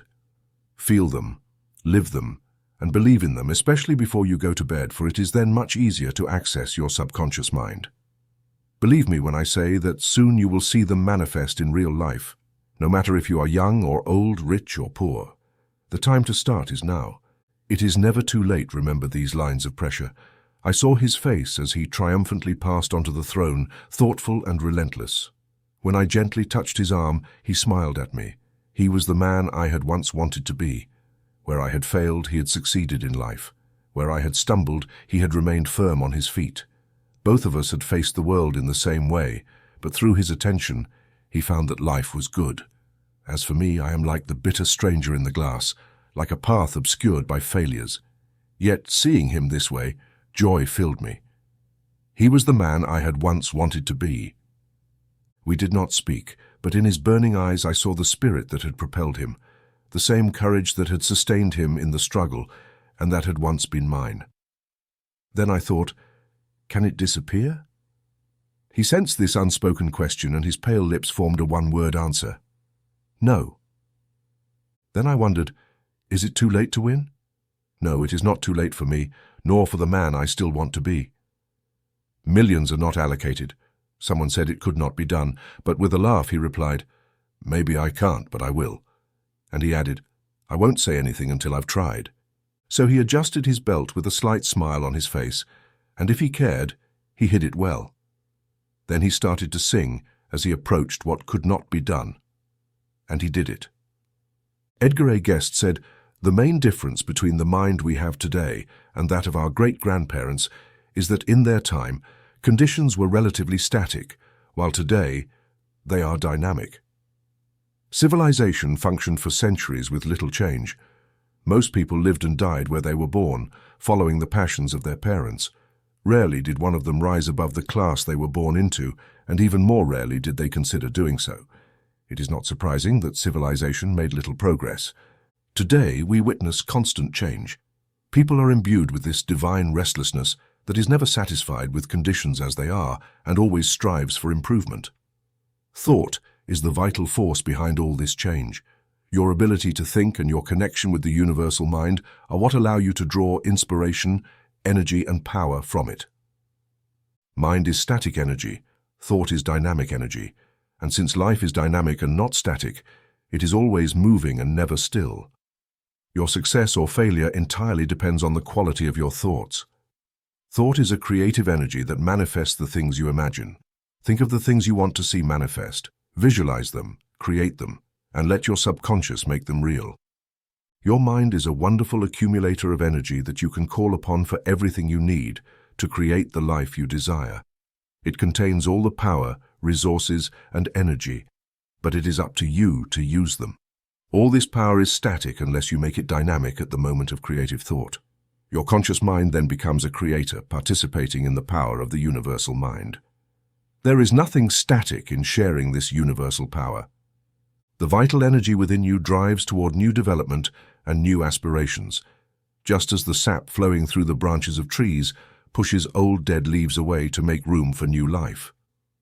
Similarly, you must remove old dead thoughts of poverty, lack, and illness before you can attract a new life full of health, happiness, and unlimited abundance. This life is within all of us, constantly struggling to find an outlet. If you suppress it, you will wither. Doctors will tell you that the only reason people age is because their system is obstructed, as if the tiny pores in their arteries are clogged. This comes from not getting rid of the old, from not making enough effort, resulting in becoming an easy prey for failure, illness, and death. Do you remember the story of Sinbad the Sailor and the Old Man of the Sea? The weight of the old man was nothing when Sinbad first took him on his shoulders, but he clung on, slowly but surely draining Sinbad's strength, which would have eventually killed him, as it might have killed many others. Sinbad, calling upon all his mental and physical resources, would not have been able to get rid of him. Most of us have an old man of the sea riding on our shoulders, and since he clings firmly and refuses to be shaken off, we let him stay there, draining our energies and consuming our vitality. But to get rid of him, you just need to call upon all your resources, both mental and physical, and make a supreme effort. When a storm rises, the resilient sailor does not let himself drift helplessly before the wind. It might be the easiest path, but there is a danger. Instead, start the engine and fight the storm. You must do it. There is something within you that feeds on challenges. You value more what you gain after making an effort. You need to open new paths and encounter unusual difficulties. Only then will you tap into your hidden mental resources, just as an athlete needs to push to the limit to reach their second wind. Have you ever seen a turtle flipped on its back? It struggles wildly, searching for something to grab onto from the outside to get back on its feet. Like us humans, we first seek help from the outside, but like the turtle, we then draw all our strength from our own shell. We rest for a moment to catch our breath, then we launch ourselves with strength and determination. When we realize that the power to face any emergency is within us, when we stop seeking help from outside and smartly call upon our mind in our need, we discover that we are tapping into an infinite resource. We discover that we can obtain everything that life has to offer. As Emerson said, once we have found how to connect with the universal mind, we possess the sphere of the 7 stars, the solar year in Caesar's hand, Plato's brain, the heart of the Lord Christ, and Shakespeare's stump. The secret of the great's power was once theirs. Those whom people magnify today once groped and stumbled on the path of life. They were afraid of themselves and thought that greatness was obtained by magic. They feared to try what they were capable of, but fame crowned them with success. Success due to the same gifts that you possess, Edgar. There is a woman in one of the great cities of the East whose husband died a year or two ago. He left her nearly $100 million. She holds unlimited power in her hands but does not use it. She has infinite wealth but makes no more profit from it than if she had thousands instead of millions. She ignores her power, her wealth. She is mad. You have power just as great in your hands, and you do not have the poor woman's excuse for not using it. You have access to unlimited ideas, unlimited energy, unlimited wealth. Open sesame. It opens through your subconscious mind, but as long as you limit yourself to superficial conditions, as long as you are just a mere woodcutter or water carrier for those around you, or you do not use your mind as those who use it, you are no better off than beasts of burden. The secret of power lies in understanding the infinite resources of your own mind. When you begin to realize that you have the power to do anything, to be anyone, to have anything, then and only then will you take your rightful place in the world.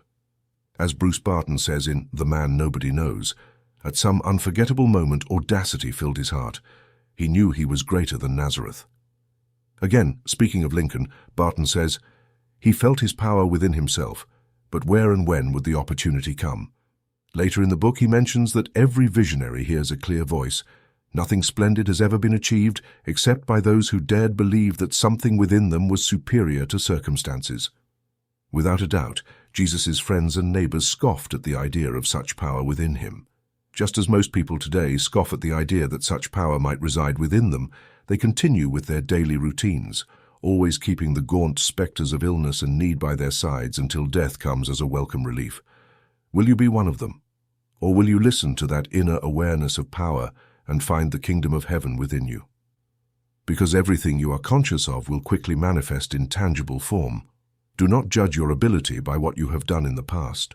Your work so far has been achieved only with the help of your conscious mind.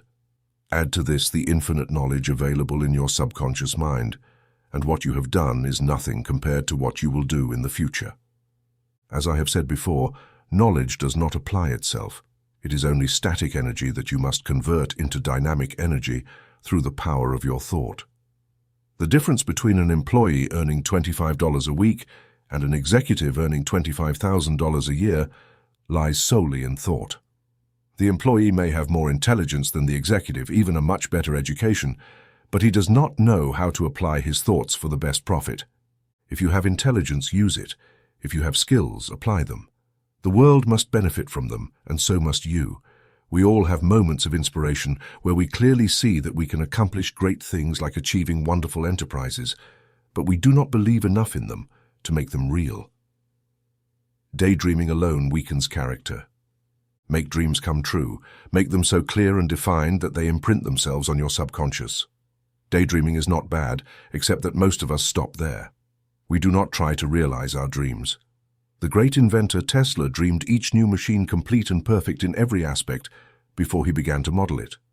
Mozart dreamed each of his wonderful symphonies complete before writing a note on paper. But none of them limited themselves to dreaming. They visualized those dreams and then realized them. We lose our ability to have visions if we do not take steps to make them concrete. Power involves service, so concentrate all your thoughts on achieving your visions of great accomplishments. Thought is the current that drives the dynamo of power. Connect this current so you can tap into the universal power through your subconscious mind, and that is all you will need to become a Superman. Do it and you will have found the key to solving all of life's problems. What I do is how you approach your work. Every day you face the task before you with confidence and calm. Start working without fear, or at least feel that you can do it. You can accomplish everything you believe you can, but you will never achieve more if you are afraid of yourself. Young man, listen, for there is little for you in store. Failure comes first from within. You are there, we know it, but you can overcome it even if you face the worst. You just need to feel that you will do it. Edgar A. Guest, how did the Salvation Army manage to get so much favorable publicity during the war? They were a relatively small part of the services helping the boys over there, but they garnered the greatest glory. Do you know how they did it? By focusing on one thing, donuts. They served donuts to the boys and they did it well. That is the foundation of all business success. Focus on one thing and do it well. It is better to do one thing very well than to do 40 things halfway. 2,000 years ago, Cato the censor convinced himself after visiting the rich and flourishing city of Carthage that Rome had within it a rival that had to be destroyed. His compatriots mocked him. He was practically alone in his belief, but he persisted. He focused all his thoughts, all his faculties on this one objective. At the end of every speech, at the end of every conversation, he inserted the thought of his listeners into what he was trying to advance, embodying his entire idea in one phrase: Carthage must be destroyed. Eventually, Carthage was destroyed. If one man's focus on a single idea could destroy a great nation, why could it not be applied to building a business? I remember when I first learned to ride a horse, my instructor instilled this fact in me. Remember that a horse is an animal of a single idea. You can only teach it one thing at a time. Looking back, I would say that the only error in his instruction might have been covering too little ground. He did not need to limit himself to the horse. In fact, it is the same with most humans. In reality, you can put all men into this category if you want something done well. Why could you not divide your thought and do justice to any subject you think about? It is necessary to focus on one thing at a time. The greatest rule of success I know in business is one that should be printed on every man's desk. It's the only thing I do. Take on one piece of work at a time, focus on it while excluding everything else, and finish it. Do nothing halfway or leave things lying around that clutter your desk and interfere with the next task. Get rid of it completely. Move it where it needs to go, complete it, and forget it. Then your mind will be clear to consider the next question. William With says that the man who perpetually doubts which things he will do first will do none. The man who makes a decision but allows his resolution to be changed by the first counter-suggestion from a friend, fluctuating from one plan to another, swaying like a weathercock at every point of the compass and every breath of whim, will never accomplish anything real or useful. Only the man who first consults wisely, makes a firm decision, and then executes his plan with unflinching perseverance, without being intimidated by those small difficulties that scare a weaker mind, can advance to eminence in anything. Everyone, even in a large business, can be broken down into atoms. The basic principles underlying the largest business are the same as those underlying the good operation of the corner store. All commercial practice rests on these principles. Any man can learn them, but only the sharpest and most energetic can apply them. Most men's problem is that they think they have done everything required of them as soon as they have earned their salary. That is only the beginning. Until then, you work for someone else. From that point on, you start working for yourself. Remember that you have to give to receive, and it is when you devote a little more time, attention, and thought to your work that you start to stand out above the crowd around you. Norman Hopkins, who was for many years general sales manager at the Ford Motor Company, wrote that the greatest asset in Ford's business at that time was the house of men. Great men in all lines of industry echo his words. When it comes to work requiring real ability, they do not look for relatives, friends, or influential men. They simply want a man and will pay any price for the right one. But do not try to improve everything at once. Focus on one thing at a time. Choose a department, a process, or a task, and concentrate all your thoughts on it. Apply the unlimited resources of your subconscious mind. Then prepare a definitive plan for the development of that department or the improvement of that process. Carefully check the facts and ensure they are feasible. Then present your plan only when your business thoughts are fully formed. People often think a position is great, but it is often what the person makes of it. One man earned about $1,500 a year in a given position and thought he was doing everything he could to advance the business. The employer thought otherwise and gave the position to another man, who quickly valued it at $8,000 a year, with exactly the same commission. The difference lay in the man, that is, in what the two men thought about the work. One had a small conception of what the work should be, while the other had a grand conception. One thought little, and the other thought a lot. The level of two men may differ not because one is naturally more capable than the other, but because one is familiar with grand things and the other is not.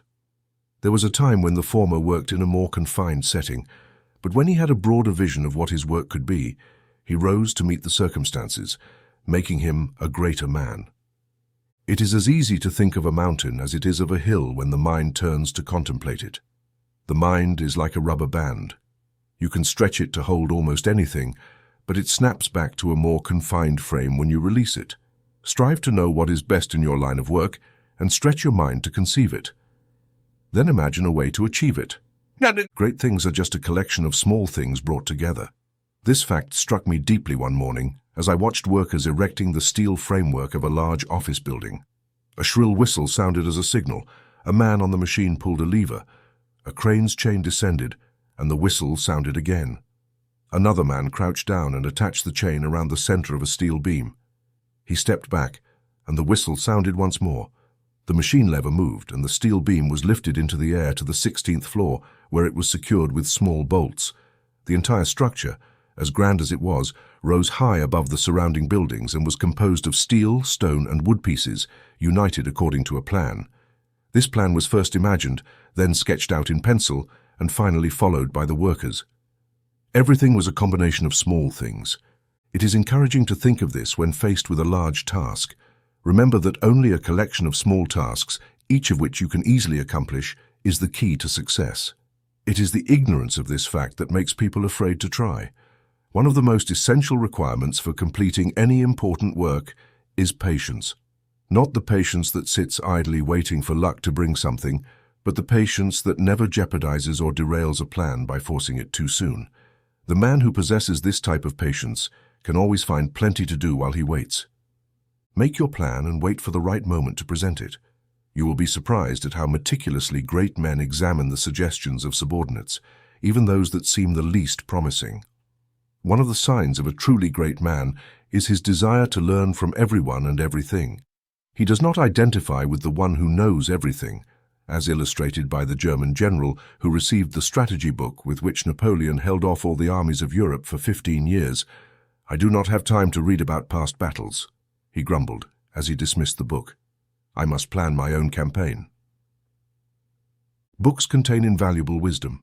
As Carlyle said, "All that humanity has done, thought, gained, or been is found in the pages of books." The truths humanity has painstakingly learned over the ages, at the cost of sweat, labor, hunger, and blood, are within your reach if you take the trouble to read them. In business, knowledge has never been so valuable or so easy to acquire. Books and magazines are filled with the hows and whys, successes and mistakes of buying, selling, manufacturing, transporting, finance, and management. All the secrets are accessible to anyone who desires to know them. Nothing yields a better return than judicious reading. The man who invests in more knowledge about his trade than he needs to keep his job acquires indispensable capital for obtaining a better position. As old Gorgon Graham says in Letters of an Self-Made Merchant to his son, "I'm not among those who think that partial knowledge of a subject is useless, but my experience tells me that over time, one with partial knowledge discovers that it is the other half that is truly useful. What you know is a stick for you, while what you do not know is an axe for the other. This is why one must constantly stay alert to information about the trade and hammer down a fact like a wise man hammers a mosquito as soon as it lands nearby. The current demands on businessmen are far higher than they were for any previous generation. Today, to meet these demands, you must use your talents to the fullest. You must find in every situation the best, easiest, and quickest way to resolve it. To do this, the first thing to do is to plan the work in advance. You would be surprised at the amount of work you can accomplish if you plan it carefully. Then tackle each part in order and complete it before moving on to the next. Another thing, once you have started the work, do not waver. Continue until it is time to stop. You know that it takes a lot of energy to start a stationary car, but once it's running, you can drive at full speed with a fraction of the fuel consumption. The same goes for your mind. We are all mentally lazy and hate to start using our minds. However, once we have begun, it is easy to keep going at full speed. Just don't let yourself be discouraged, because as soon as you are, you have to start over. You can accomplish 10 times more with much less effort and fatigue if you remain constant, rather than starting and stopping again. Volumes have been written on personal and general efficiency, as well as on all types of business efficiency. But it all comes down to this. Know what you want. Analyze what you need to do to get it. Plan your work in advance and do one thing at a time. Finish that thing and send it before starting the next. Once you have started, keep going. And when you encounter a problem that baffles you, give your subconscious a chance. Frederick Pierce, in his book In Our Unconscious Mind, proposes an excellent method for solving business problems using the subconscious. Several years ago, I heard a successful executive explain to a group of young people how he conducted his business. In his speech, he recommended making a list each evening of the 10 most important things for the following day. I would add to this the practice of mentally reviewing them just before falling asleep, not in a detailed or deliberate way, but firmly knowing that the deeper layers of the mind can perceive them constructively even when conscious attention relaxes into sleep. Then, if a particular problem seems unsolvable, review its characteristics briefly before falling asleep, as a final exercise to allow the imagination of the subconscious to play with it overnight. Do not be discouraged if the results are not immediate. Remember that fiction, poetry, musical composition, inventions, and countless ideas often emerge from the unconscious, frequently in forms that reflect the highest level of creative construction. Give your subconscious a chance, provide it with material, and stimulate it with sharp desires aligned with the ego's frank maximization. It's a habit that, if persisted in, will sooner or later bring you valuable ideas when you least expect them.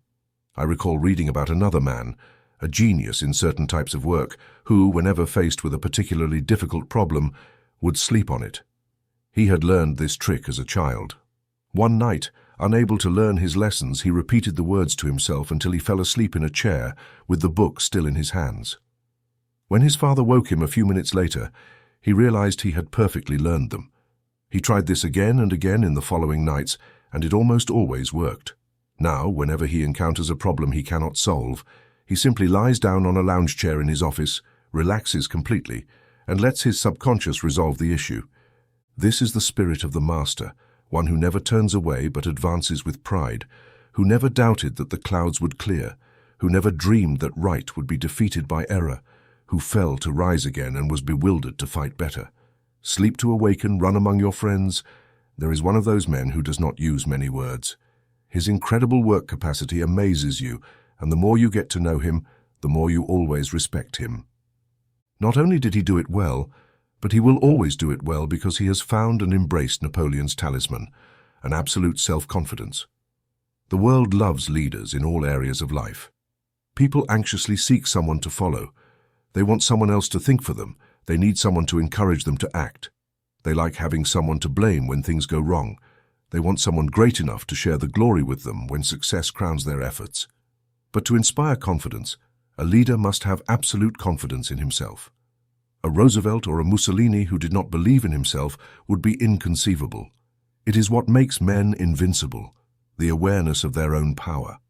They do not limit their own abilities, so these abilities have no limits, for the universal mind sees all, knows all, and can do everything. We participate in this absolute power to the exact extent that our mental attitude is the magnetism that draws from the universal mind everything we need to fulfill our desires. We make this magnetism strong or weak, depending on whether we believe or doubt our abilities. We attract unlimited power to ourselves or limit ourselves to modest positions according to our own beliefs.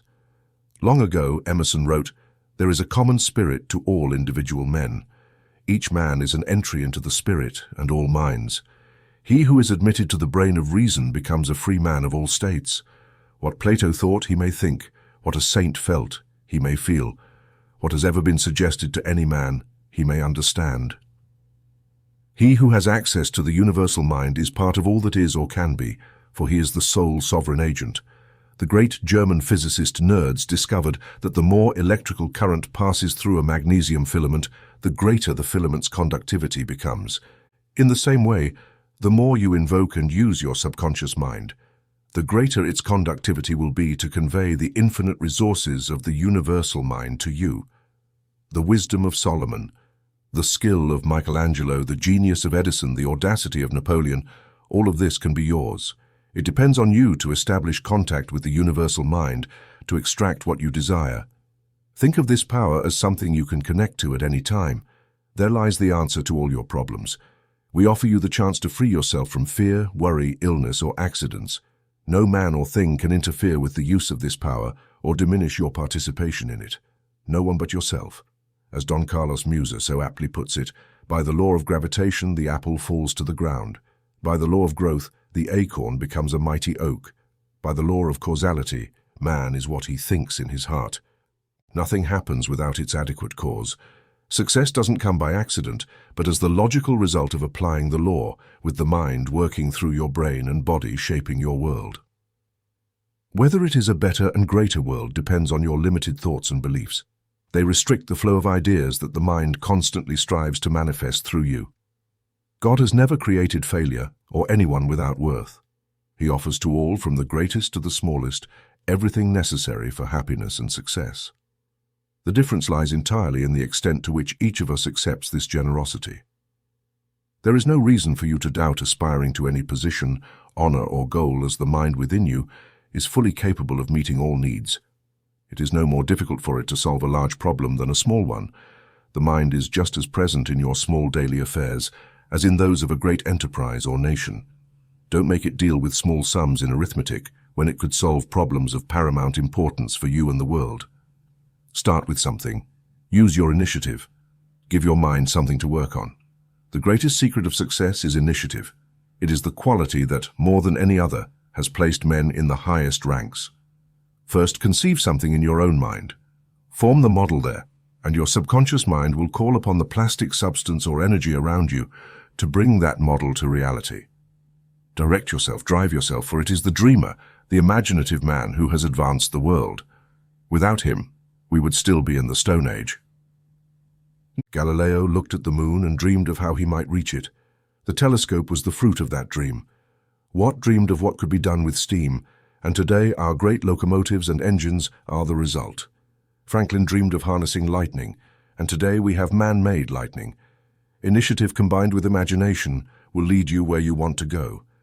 Imagination opens the eyes of the mind, and nothing good that you can imagine is impossible to achieve in your daily life. Imagination is the link between the human and the divine, between the formed universe and the formless energy. Among all human things, it is the most similar to God, demonstrating our share of divinity. Through it, we share the creative power of the universal mind, and with it, we can transform the dullest reality into something alive and beautiful. It is the means by which we use all the good that the universal mind offers us in abundance. It is the bridge through which we can reach any goal, win any prize. What gave us the submarine, the airplane, the radio, electricity? Imagination. What allowed man to build the Simplon Tunnel, the Panama Canal, or the Arc de Triomphe? Imagination. What makes us successful and happy, or poor and friendless? Imagination, or its absence. It is imagination that sent Spanish, English, and French adventurers to this new world, or pushed the first settlers westward, always westward. It is imagination that built our railways, our cities, and our great metropolises. Parents often vainly try to discourage their children's imagination, whereas all it needs is proper guidance, as imagination shapes the world they will be part of in the future. If one is restricted, the other is constrained. If it is developed properly, there will be no limit. Without control, imagination is like a ship without a rudder, but well mastered, it is like the ship carrying riches from port to port, or like the electric current transporting unlimited power for industry and progress. Do you want to be happy? Do you want success? Do you want position, power, and wealth? Imagine them, as God made man in his image for the first time. He created him this way. He imagined man in his mind. This is how I have done all things since the beginning of time. First, something is imagined in the mind, for this is how everything must begin. All that is desired begins with a mental image. So use your imagination. Visualize it. The desire of your heart, imagine it. Dream it so vividly, so clearly, that you will truly believe you have it when you bring this conviction to your subconscious mind. At that moment, your dream will become reality. It may take time before you realize it, but the important part is already done. You have created the model. You can then safely let your subconscious mind do the rest. When Jesus warned his disciples, "All things you ask in prayer, believe that you have received them, and you will see them come to pass," he was not only telling them a great truth, but also teaching what moderns would call excellent psychology. For this belief is what acts on the subconscious mind.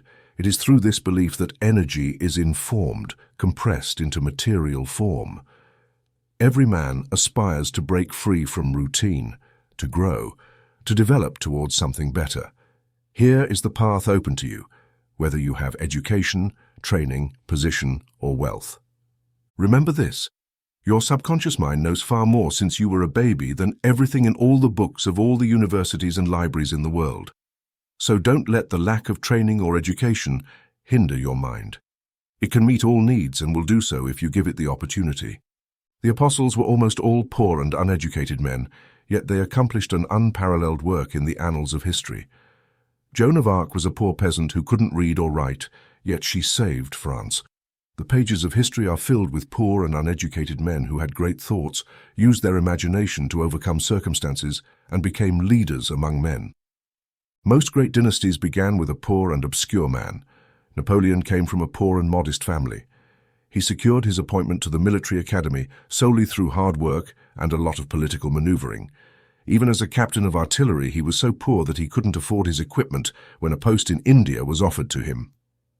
Today, the business world is full of successful men who have barely the rudiments of a standard education.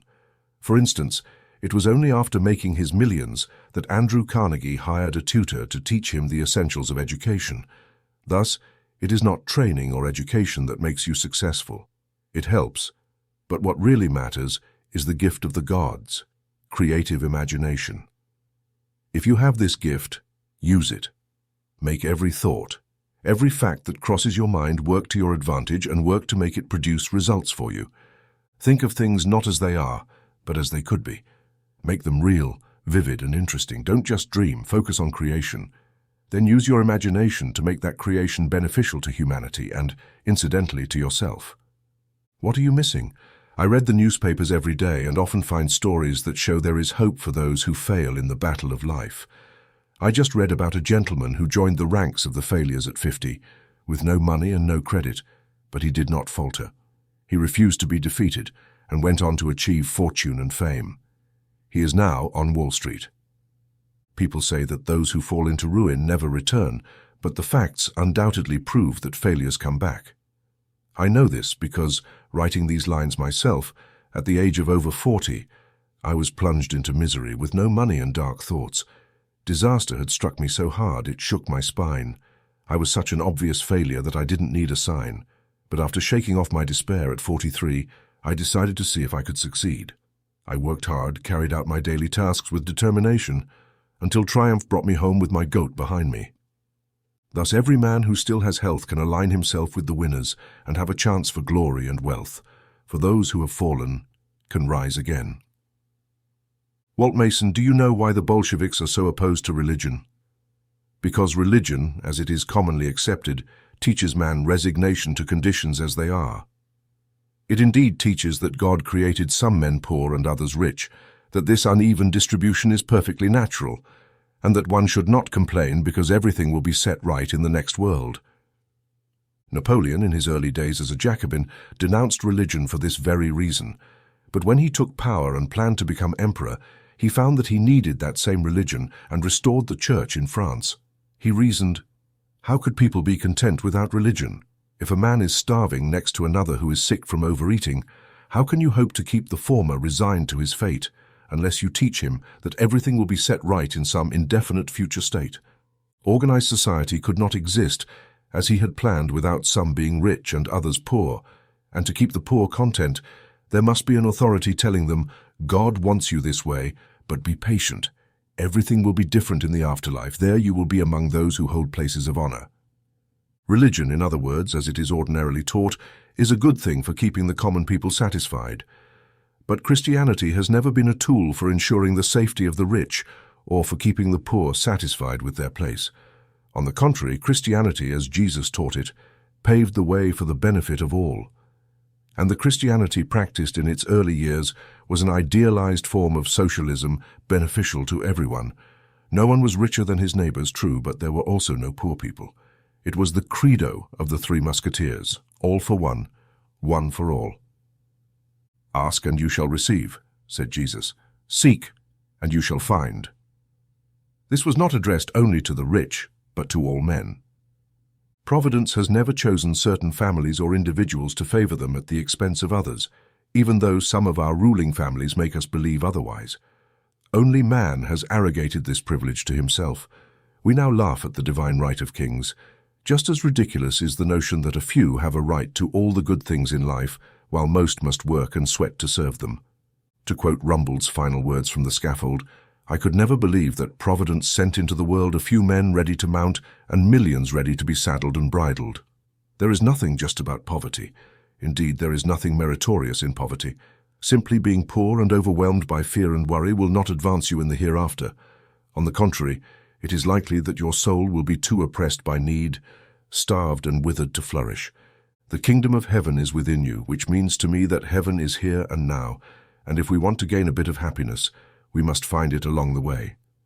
I have never been a great supporter of these promises of happiness.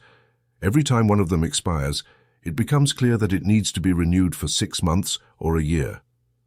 One day, you wake up and find that the bank has failed, and all those promissory notes are worth nothing more than the paper they are written on.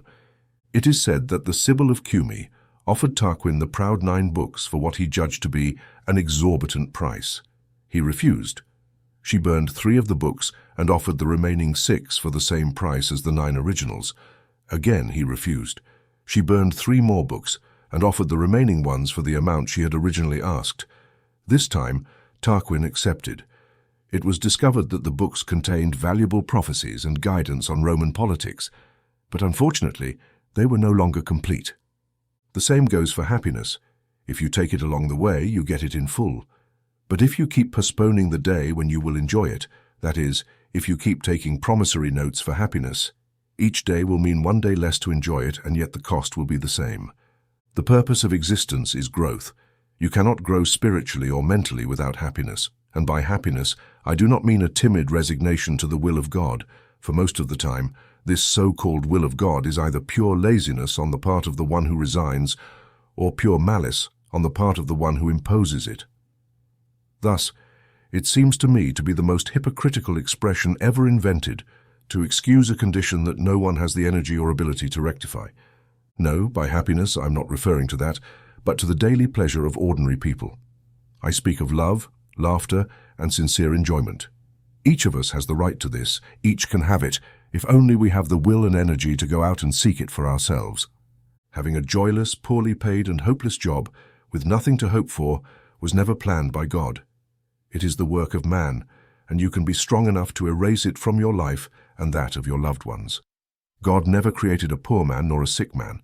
Look around you. All nature is abundant, and everywhere there is plenty, just as in the flowers and all that he has planned. The only law of nature is the law of abundance. Poverty is not natural. It is created by man through the limits he imposes on himself. God never placed them there, nor did he show favoritism by giving some of his children gifts and blessings that he has denied to others. His gifts are as available to you as to any man on earth. The difference lies in your understanding of how to leverage the infinite supply around you. Free yourself from the shackles of worry in your mind, and you will loosen the shackles of poverty in your finances. Your affairs are closely related to your consciousness, which will also be reflected in peace, order, and abundance. Divine ideas in your spiritual consciousness will become active in your affairs and will work as an abundant source of prosperity.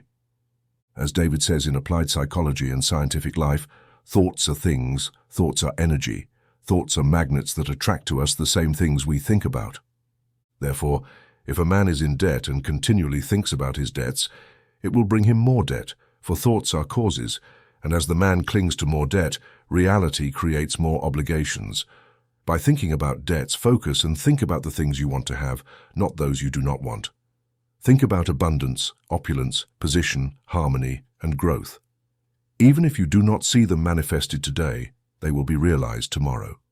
If you go through periods in life where you do not see external abundance, remember that you carry it within you, and it will manifest over time.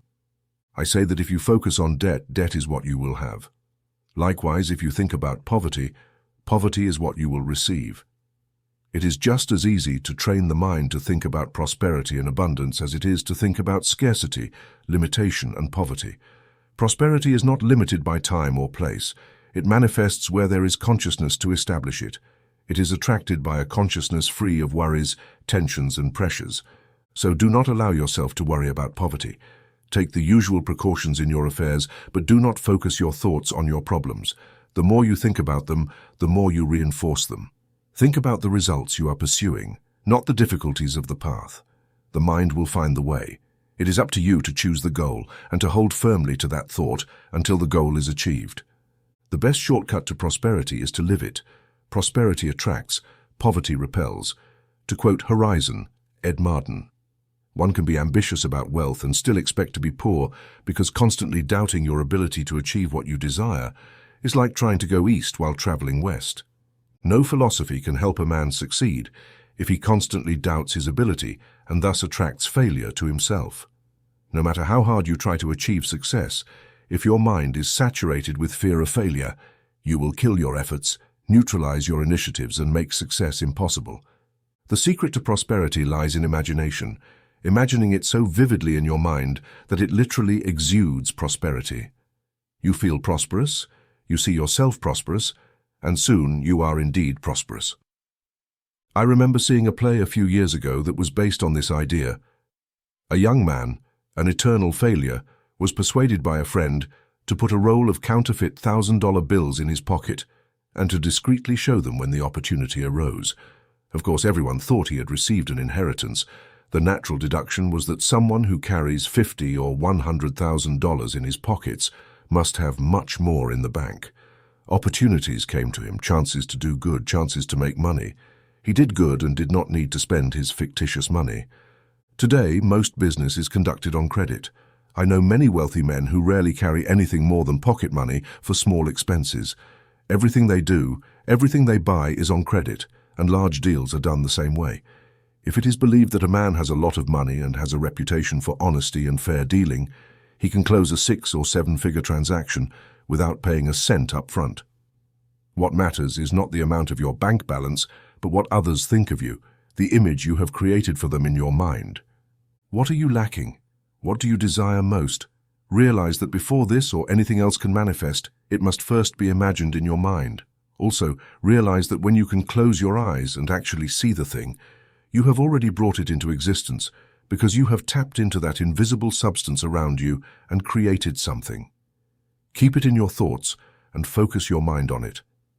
Convince yourself that you have it, and you can safely leave the material manifestation to the intelligence of your mind. God is nothing more than another name for the invisible, omnipresent, the source of things, of air, and of seed. It gathers the essences necessary for its abundant growth from the invisible ether. Our minds gather the rich ideas that prompt us to undertake and complete ventures that bring us prosperity. See with the eye of the mind an abundant harvest, and our minds will be stimulated by ideas of abundance, bringing forth abundance not only in our world, but also elsewhere. As rain and snow come down from the sky and do not return there without watering the earth and making it bring forth and bud, so shall my word be that goes out of my mouth. It shall not return to me void, but it shall accomplish that which I please, and it shall prosper in the thing whereto I sent it. Isaiah. The sculptor and the clay, the eternal spirit is the potter and thought in eternal clay. The hand that shapes is divine. Its works do not fail. God could not make man imperfect according to his infinite model, nor could any treacherous thought plan an act of love, and love must adapt. Alice Dayton.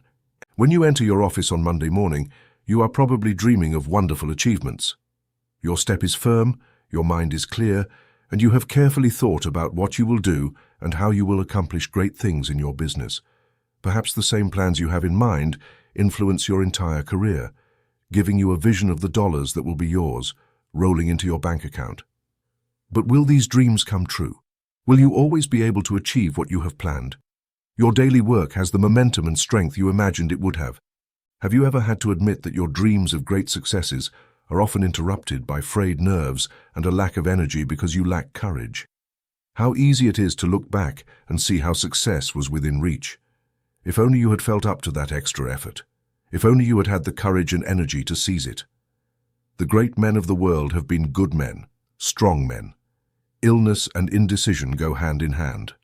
Illness means weakness, insecurity, lack of faith, and lack of confidence in oneself and in others. But there is no real reason for illness or weakness. There is no reason why you should remain weak or ill if you are afflicted now. Remember the story of the sculptor Pygmalion, who made a marble statue so beautiful that all the women who saw it were jealous. The image was so perfect that he himself fell in love with it. He adorned it with flowers and jewelry, spent day after day admiring it until finally the gods took pity on him and gave it the breath of life. There is something more than pagan mythology in this story. In fact, there is a lot of truth in it. Every man can put before the eye of his mind the image of the figure he would like to create himself and then breathe life into it. What he must do is keep this image before his subconscious as a model for his daily construction, for health and strength are natural. What is not natural is poor health and weakness. Your body was meant to be agile, flexible, muscular, full of energy and vitality, with red blood, a clear mind, a powerful heart, a massive chest, and steel wrists and arms. All of this was meant for you, and all of it you can have if you know, feel, and think correctly. Take a moment to assess yourself. Are your muscles strong, elastic, and full of energy? Do they do everything you ask of them and then some? Can you eat a good meal and then forget about it? If you cannot, it is your fault. You can have a body filled with vitality, soft skin, defined texture, flexible and vigorous muscles. You can be the man you have always dreamed of being without strict diets or tedious exercises. All you have to do is follow the simple, established rules. What strengthens the muscles? What gives energy and vitality to your system? What gives you the enthusiasm and vigor of youth is exercise. So why are so many workers weak, anemic creatures who need to rest 1 to 3 months each year due to illness? They get plenty of exercise and fresh air. Why do so many athletes die of tuberculosis or a weak heart? Those who practice the most scientific exercise year after year. The other day, I read the news of the sudden death of Martin at the Lane, the famous coach known across the country as a great physical director. He had taught thousands of people to become strong, but the athletic heart killed him at the age of 55. Passers-by saw him running toward a car and suddenly collapsed dead. Exercise as a cure-all for human ills is dangerously overrated, says Dr. Charleston, head of health and physical education at the University of Pennsylvania. According to a March 20, 1926 Express article, Dr. Wharton, who had been a trainer for men for 30 years and was an All-American guard on the Pennsylvania football team in 1895 and 1896, said, "The quest for the fountain of youth through exercise and diet has been commercialized to a point of hysteria. Someone should cry foul against this frantic chase for health through unnatural means." Dr. Wharton was dismayed by the number of physical defects and weaknesses developed by excess athletics among students in preparatory schools. I know I am defending an unpopular point of view, and it may seem strange coming from a physical director at the University of Pennsylvania Gymnasium. We try to place our young people in sports they enjoy to get physical stimulus through relaxed play rather than through diet. So why do so many people you have known for years continue to follow diets and remain poor, flabby creatures? It doesn't always work, or is it just a matter of position? These are the cases where no one is right. Why are doctors so much in disagreement about what constitutes the right diet? For years, we were taught to give up excessive meat consumption. For years, we were told that it caused rheumatism, gout, hardening of the arteries, and a dozen other ailments or more. Now comes Dr. Wood, a notable authority cited worldwide, who claims that all the old stupid prejudices against meat, saying that it warms the blood, produces excess uric acid, hardens the arteries, inflames the kidneys, causes rheumatism, etc., have now been proven to be mere fairy tales, completely devoid of scientific foundation. Red meats have nothing to do with the cause of gout and rheumatism, as neither of these diseases is due to foods or drinks of any kind, but only to what we call local infections. Small pockets of pus filled with germs, mainly streptococci, around the roots of our teeth, in the pockets of our tonsils, in the nasal passages, and in the sinuses of our forehead and face that open into them.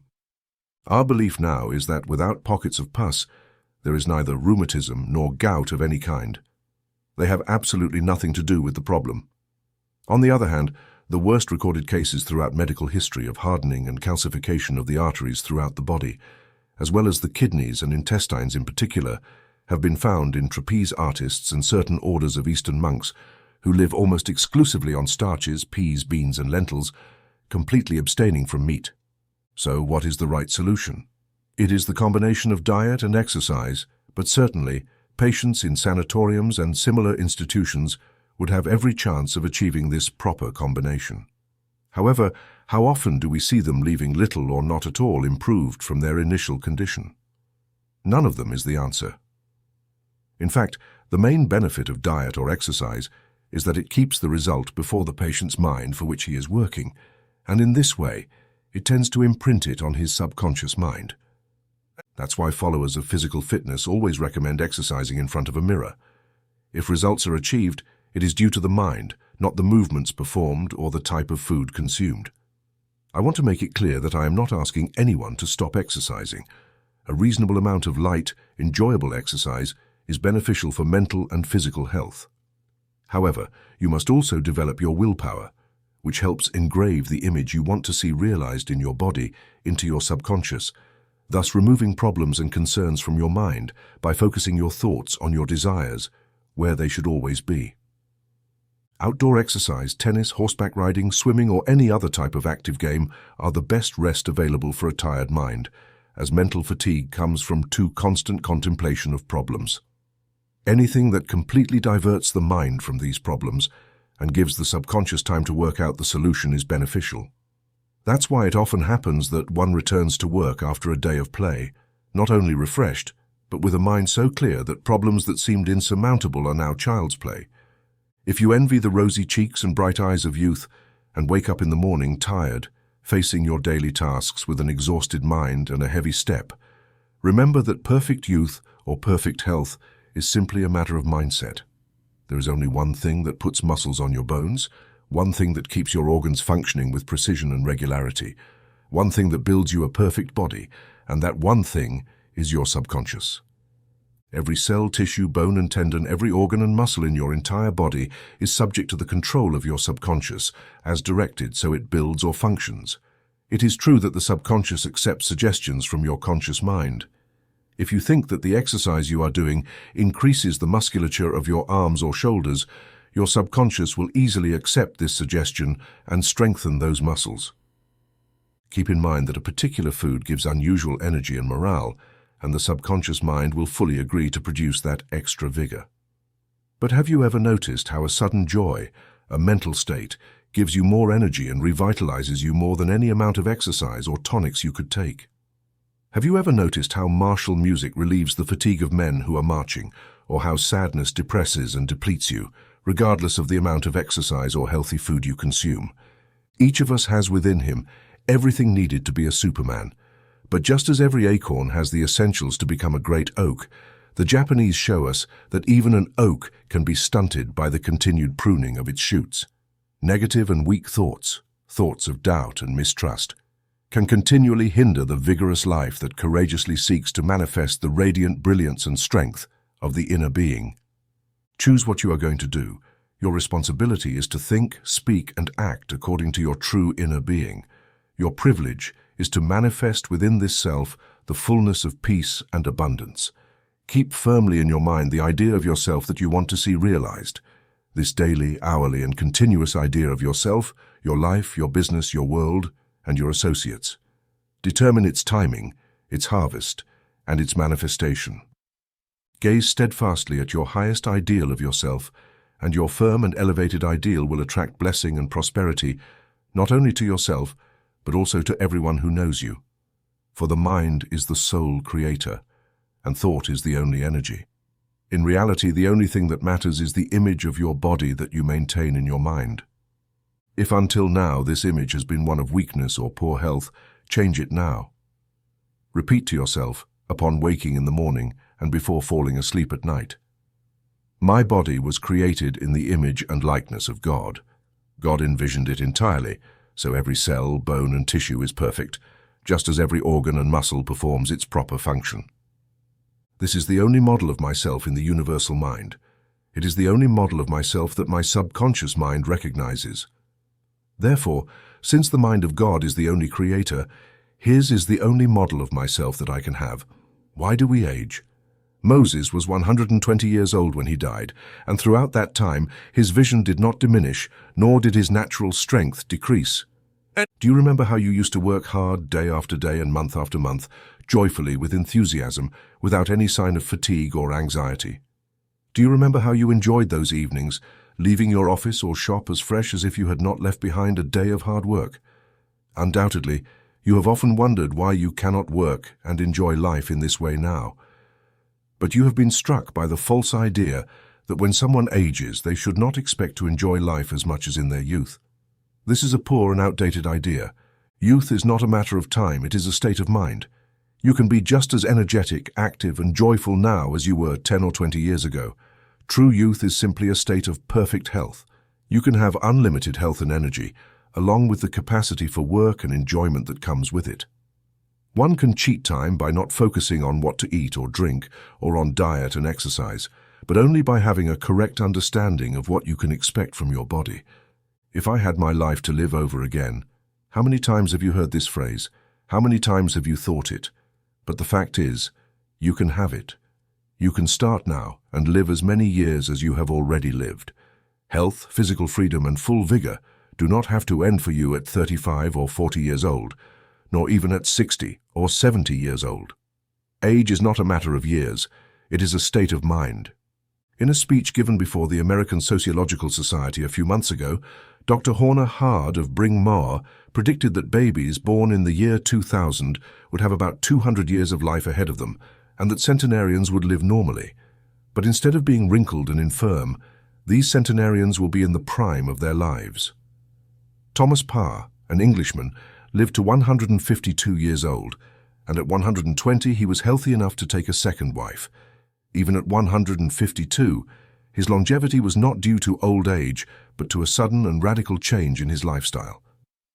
Throughout his life he had lived simply, but when his fame reached the king, he was invited to London, where he had such a lavish feast that he died from it. In a New York Times article from February 14th, I read about an Arab, Salah Mustafa Salah, who now lives in Palestine, and at 105 years old was getting his third set of teeth. There is an ancient city in Italy that can only be accessed by sea through a long stretch of shallow waters filled with rocks and cross-currents. There is a safe canal marked by posts from the time of the explorers. The city protected itself by raising the posts whenever an explorer approached. Humanity has become accustomed to placing posts in its path to mark the passage of time. Every year, we plant a new one, not realizing that we are thereby marking a clear canal for our ultimate enemy, aging.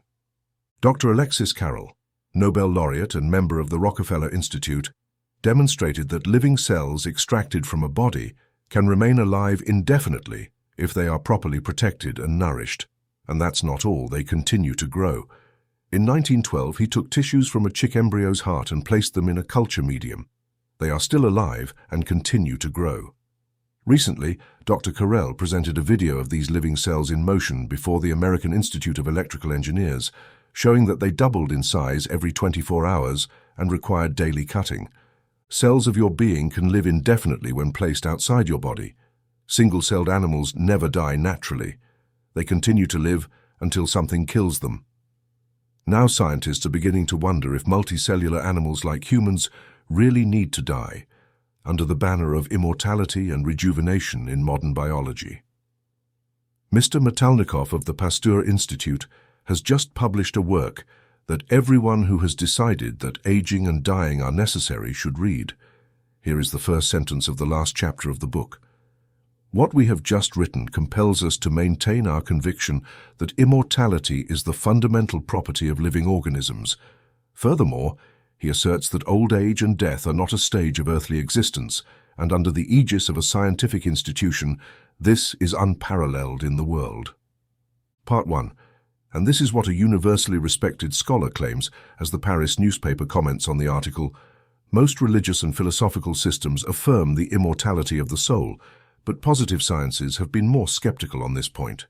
This idea seems quite contradictory to everything we know or believe we know about animal life. Animal life begins as a tiny germ that becomes an embryo, developing into an adult organism that ages and eventually dies. This signifies the disappearance of all the faculties of life that clearly distinguish it from an inanimate object. There is no scientific evidence demonstrating that, at this point, the soul does not disappear with the body but continues to exist separately. Part 2. Biologists cannot even conceive the possibility of a separation between the soul and the body, as they have such a strong and indissoluble connection that binds all our psychic manifestations to our bodily life. For them, an immortal soul can only exist in an immortal body. But what if this were the case, and if our organism were truly indestructible? This is what Mr. Metalnikov attempts to demonstrate scientifically. Death is a permanent and tangible phenomenon only in the case of humans and higher animals. This is not the case for plants or the simplest forms of animal life, like protozoa. Part 3. These latter are often composed of a single cell, barely observable under a microscope, and they lack the main faculties that characterize higher animals.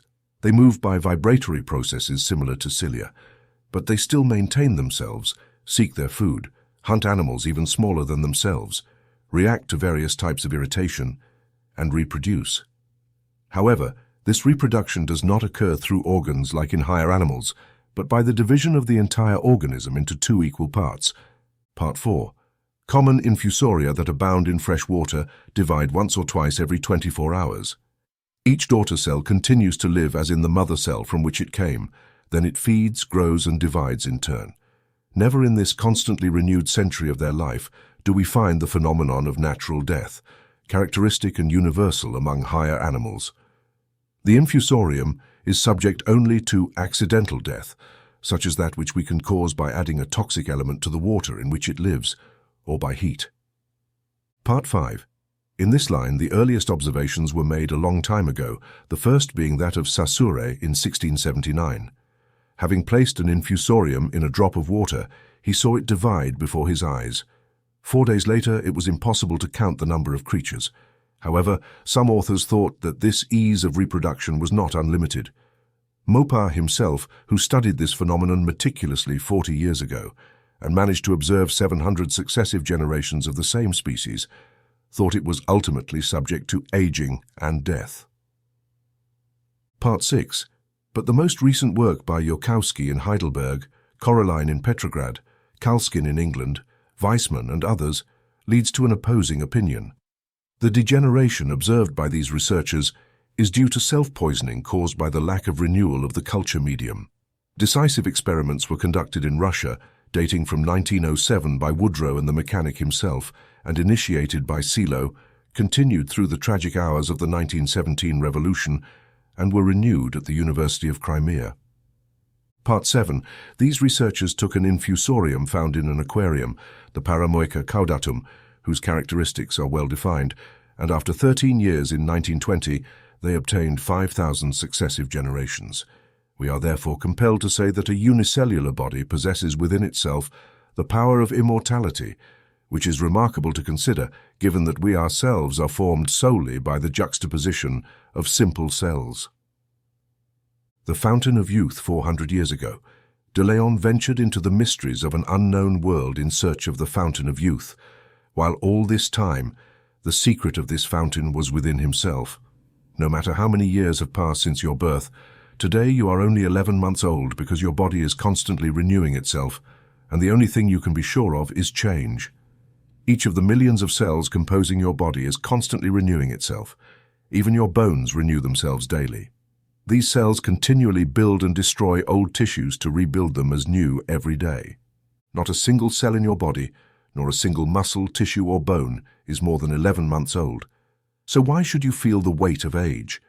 Why should you be less agile or less joyful than the young people around you whom you envy? The answer is that it is not necessary if you become aware of your youth. Each organ, muscle, tissue, and cell in your body is subject to your subconscious. They rebuild exactly as your mind directs them. What is the model you have in mind? If it is a model of old age, decay, that is the model most people use because they know nothing better. This is the result you will see reflected in their bodies. There is no need to follow their outdated models. You can have only the vision of youth, virile vigor, energy, strength, and beauty before your eyes, and this is the model your cells will use to rebuild themselves. Do you know what accounts for the whole difference between youth and old age? It is one thing. Youth always looks forward toward something better. Old age looks backward and sighs for its lost youth. In youth, we are in constant growth. We know that we have not yet reached our full potential, that we can continue to improve endlessly. We hope that our physical abilities will grow greater, that we will have a finer and more perfect body, and that we will achieve greater mental acuity. We have been educated to expect these things, so we believe we will achieve them, and we do. But what happens when we reach 30 or 40 years old? We believe we have reached our peak, that no further growth is possible, that all we can hope for is to maintain this for a while and then start to rapidly decline into old age and decay. History shows that no nation, institution, or individual can simply remain static for long. One must move forward or backward. You must keep moving, or life will pass you by. The choice is yours. If you realize that there is never an end to growth, that your body is constantly being rebuilt, and that perfection is still far from you, then you can continue to advance indefinitely toward it. There is no age limit. You can continue to grow more perfect mentally and physically each day, each minute. You live in a minute of conception and rebirth. You may be weak and anemic, perhaps disabled or stooped, it doesn't matter. You can start today to rebuild yourself. Within 11 months at most, each of these weak and depleted cells, each of these bent and impaired bones, will be replaced by new, strong, and vigorous tissue. Look at Annette Kellerman. She was disabled and deformed in her childhood, but she grew up to become the most perfectly formed woman in the world. Look at Roosevelt. Weak and anemic in his youth, he became the envy of the world through his boundless energy and vigor. These are just two examples among thousands. Many of the strongest men in the world were weak in their childhood. No matter your age or current condition, you can start now to rejuvenate every day, always approaching the ideal model that the universe imagines for you. At 85 years old, George Ife Baker performs the work of 10 men. This is how every 85-year-old man should be, with not only the physical vigor, strength, and enthusiasm of a 21-year-old man, but also with the wisdom and mature judgment of an 85-year-old man. Nothing is more despairing than to believe that the average person matures, only to immediately start deteriorating and declining. In reality, as recently stated by the distinguished Dr. Hammond, there is no physiological reason for humans to decline. This assertion is supported by scientists and physiologists, as the human body has the inherent ability to renew itself and continue its functions indefinitely. Of course, your body wears out, just like all material things, but with one difference: your body renews itself as quickly as it deteriorates. If you have damaged a part of it, do not worry. Inside you there is a chemical laboratory that can produce new parts as good or even better than the old ones. In your subconscious, there is a master chemist with all the formulas of the universal mind at his disposal, and he can keep this chemical laboratory producing new parts as fast as you can wear out the old ones. But this master chemist, like all of us, is a bit lazy at work if left to his own devices. Part 8. Get into the habit of regularly using medicines or other methods to eliminate waste from your body, and your master chemist will realize that your conscious mind has taken over this task for him. Thus, he will cease to do it, leaving your conscious mind with the belief that you no longer expect him to rebuild your body along lines as perfect as in youth. As a result, he will reduce his work in removing old, worn tissues and replacing them with new, better material. What will be the result? Blocked arteries with worn cells, dry and shrunken tissues, stiff and creaking joints. In short, aging. The fault lies not with the master chemist, but with yourself. You haven't made him do his job. When a business, enterprise, or expedition fails, the fault does not lie with the foundation, but with the leader, the manager, who failed to provide the right plans for the workers, who did not provide proper leadership, who did not keep them informed about their best work. What would you think of an engineer who, having the best plans and materials in the world for construction, discarded his plans halfway through the work and allowed his workers to do as they pleased, ruining all the initial work and good materials by assembling the rest haphazardly? That is what you do when you stop looking forward at 30 or 40 years old and decide to age anyway. You throw away the wonderful model you have built upon. You take the best material in the world and let your workers assemble it as they see fit. In fact, you do something worse. You tell them that you no longer expect much from them, and any work they do afterward will be considered the best you can expect. What can you expect from ordinary workers if you speak to them in this way? The internal workers are no different. You will get exactly what you are looking for, neither more nor less. Your lifespan should be the best you have ever known. The engineer who has built 40 bridges must be far more competent than one who has only built a few. The model you present now to your master chemist must be far more perfect than the one you gave him at 20. Instead of feeling that your heart is failing and your stomach is weakening, you should boast of the superiority of your heart compared to a few years ago, or the much better efficiency of your stomach compared to the past. Know that you are their leader. One thing you can be sure of, God never decreed a law of decay and death. If such a law exists, it is made by man, and man can undo it. The principle of life that arrived on this planet thousands or millions of years ago did not bring with it the principle of death. For death is like darkness. It is nothing in itself. Death is nothing but the absence of life, just as darkness is the absence of light. Keep this life moving with strength. The Book of Wisdom from the apocryphal writings teaches us that God did not create death, nor does he delight in the destruction of the living, for he created all things to have existence, and the generative powers of the world are healthy. Thus there is no poison of destruction in them, nor does death dominate the earth, for justice is immortal. But the wicked, through their actions and words, have called death upon themselves. God created man to be immortal and made him in his image, but through envy, death entered the world. He who lives and believes in me shall never die, said Jesus, and again, if anyone keeps my word, he shall never see death. The universal spirit knows neither imperfection, decay, nor death. It produces neither disease nor death. It is your conscious mind that has decreed these ills. Banish this thought, and you can banish the effect. Life was never designed to be measured in years. I remember reading a story about a traveler who went to a land of perpetual sunlight. As there were no sunrises or sunsets, no moons or changing seasons, there was no way to measure time. Thus, for the inhabitants of that land, time did not exist, and having no time, they never thought of measuring ages. Consequently, they never aged, just as single-celled organisms do not die unless killed by violence. There is more truth than fiction in this idea. The curse of life by the calendar deprives youth of its vigor and accelerates aging. It reminds me of the time of our grandparents when a woman had to remove her hat and put on a bonnet at the age of 40.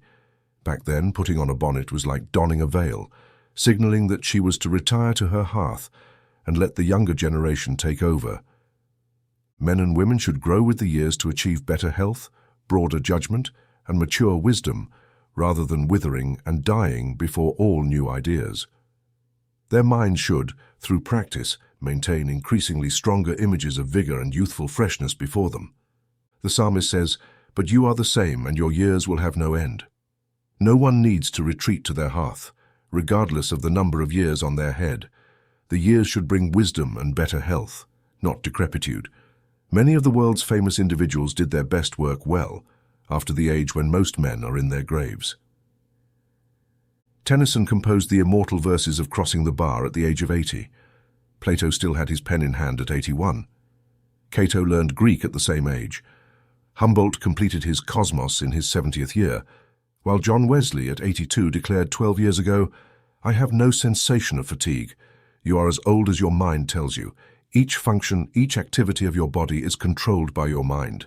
The vital organs, your blood, provide the material to rebuild each cell and tissue, under the processes of elimination that remove all decomposed material. Everything depends on the energy derived from your mind to function. The human body can be compared to an electric transport system.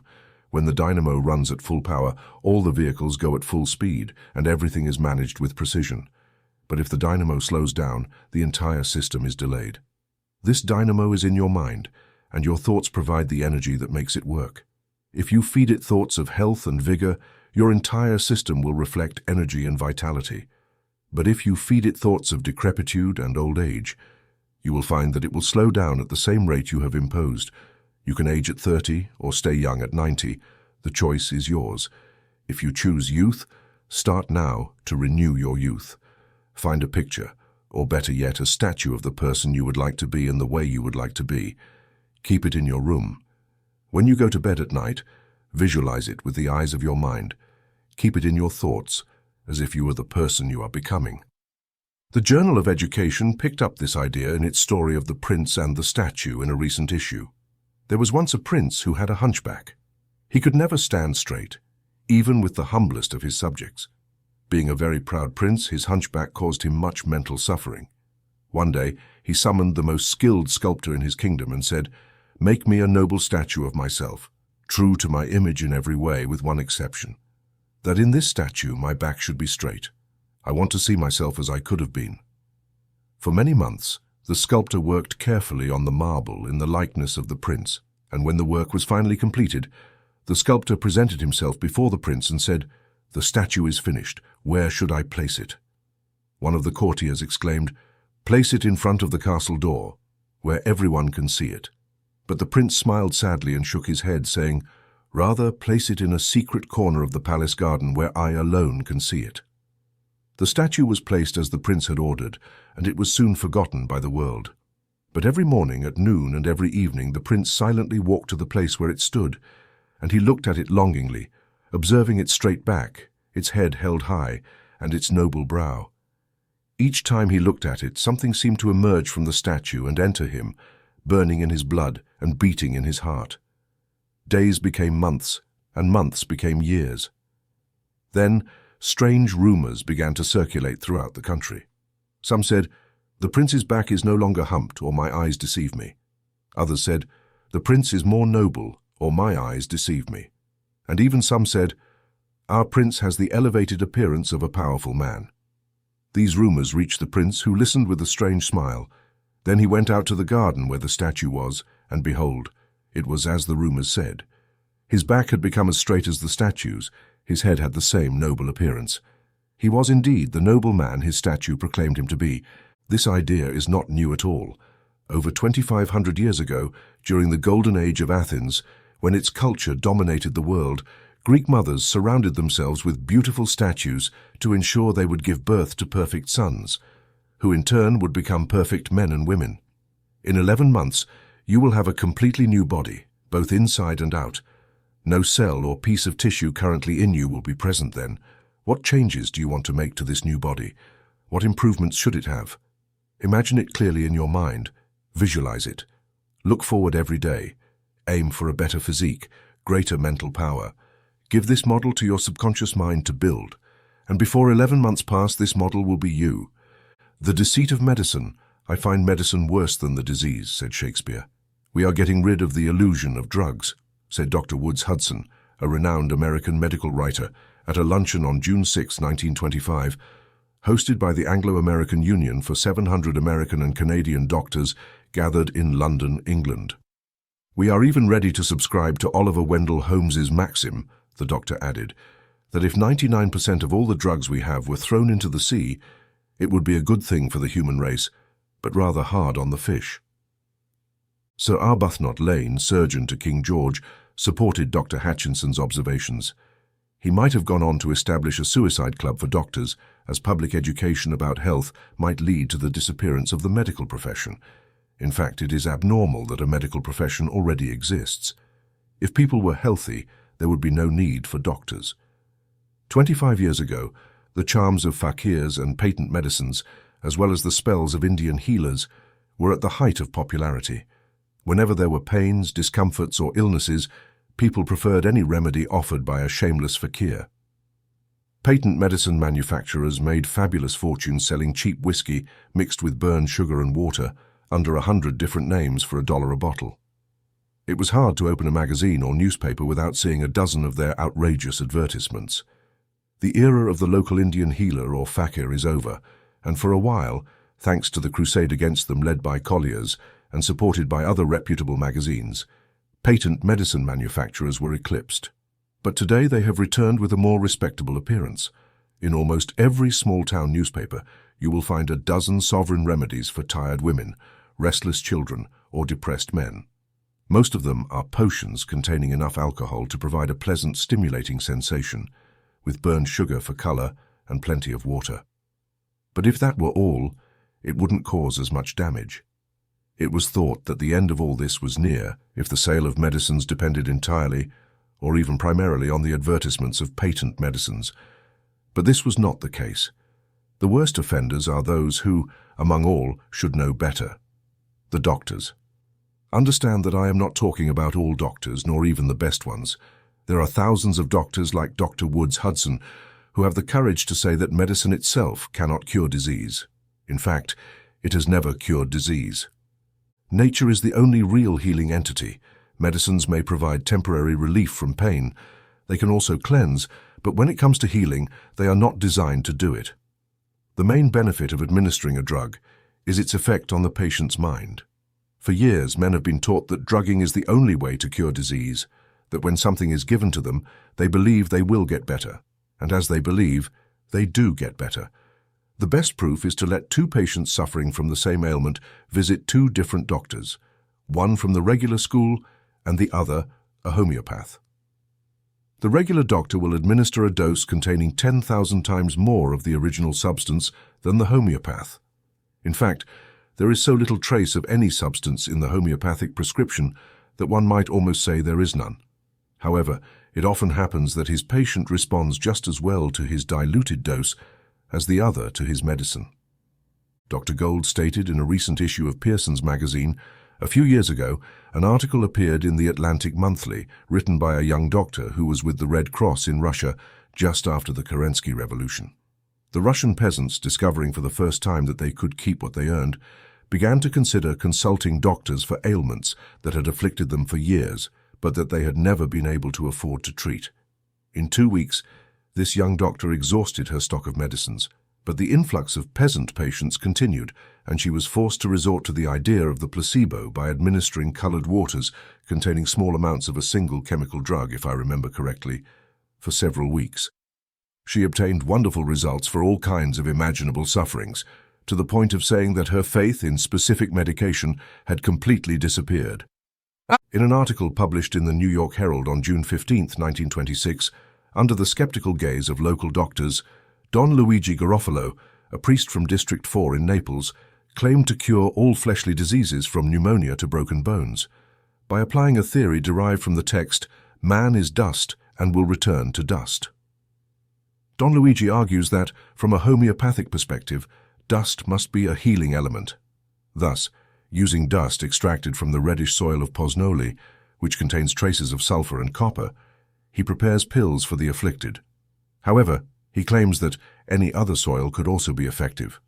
The cures, most of which were achieved with the red soil, include broken limbs, cases of tuberculosis, toothaches, internal injuries, mild heart diseases, barely perceptible paralysis, and fevers. Of course, this should not lead to the conclusion that red soil or any other type of soil can be trusted to cure any disease. However, it shows that even something as common and ordinary as a bit of soil can be used to awaken people from the lethargic state in which disease so often leaves them and give them the power to help themselves. Take another case. Your doctor regularly prescribes doses of a medication. You take it once and you get the desired effect. You take it again, but the effect is not as pronounced. You continue taking it, and in a short time the medication seems to have lost its effectiveness. Why? Simply because it involves the same chemical elements. But what happens if you mix these same chemical elements in a bottle? Don't you get the same results whether you do it once or 1,000 times? Why does it not work the same way with medications in your body?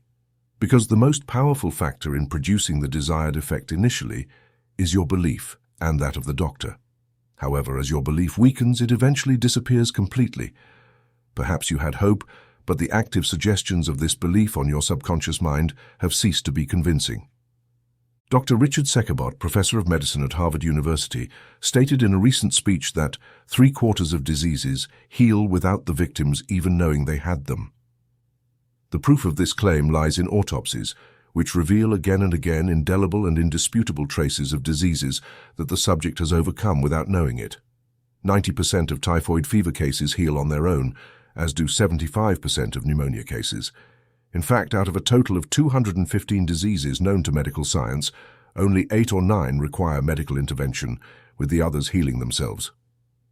He then went on to say that if nature, assisted by the right mental and emotional states, can heal an ulcer in 3 or 4 weeks, Why wouldn't it be possible for this same force to heal a similar ulcer in a few minutes if the healing processes are abnormally accelerated? Many doctors have repeatedly stated that there is no science in treating people, but there is in preventive medicine, where we can include surgery, obstetrics, and a dozen other specialties under the title of a medical profession. But the art of pharmacy is little advanced compared to the Middle Ages, when Egyptian mummies were highly sought after by pharmacists, and the powder of the pharaohs was considered the best remedy for all fleshly diseases. Every day a new drug is discovered, and therefore it is said that those previously prescribed were a mistake or had little or no real value. While one doctor says that a drug that doesn't kill you in case of overdose is useless, another says that the most eminent doctors assert that there is not a single drug that does what it was prescribed for in the past. Dr. Douglas White, writing in Ecclesiastico, summarizes it this way: all healing of any disease is spiritual. Healing can never be imposed from the outside, whether by the surgeon or by the doctor. It is the living organism, assisted by the skill of one or the other, that is capable of regaining health.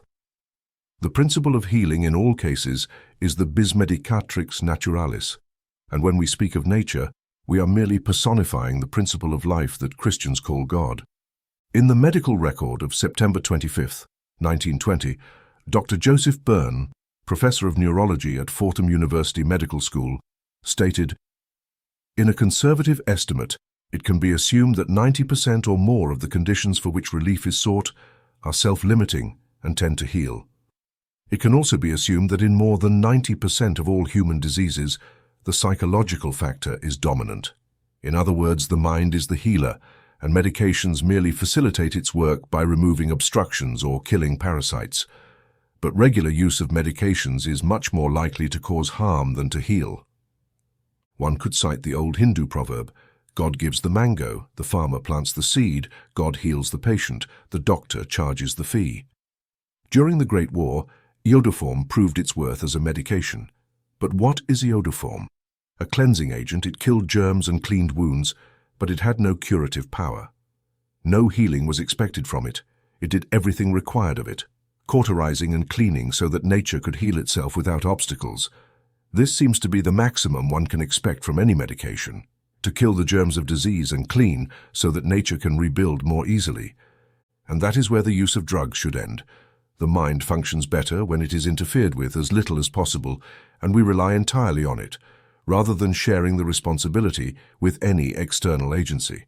Dr. Bernard Drive, a well-known English specialist, speaking to a large audience on the topic of spiritual healing and medical science, stated that the term spiritual healing was sometimes used in a way that seemed to imply there was a form of healing that was not spiritual, and that spiritual healing was incompatible with or opposed to medical practice.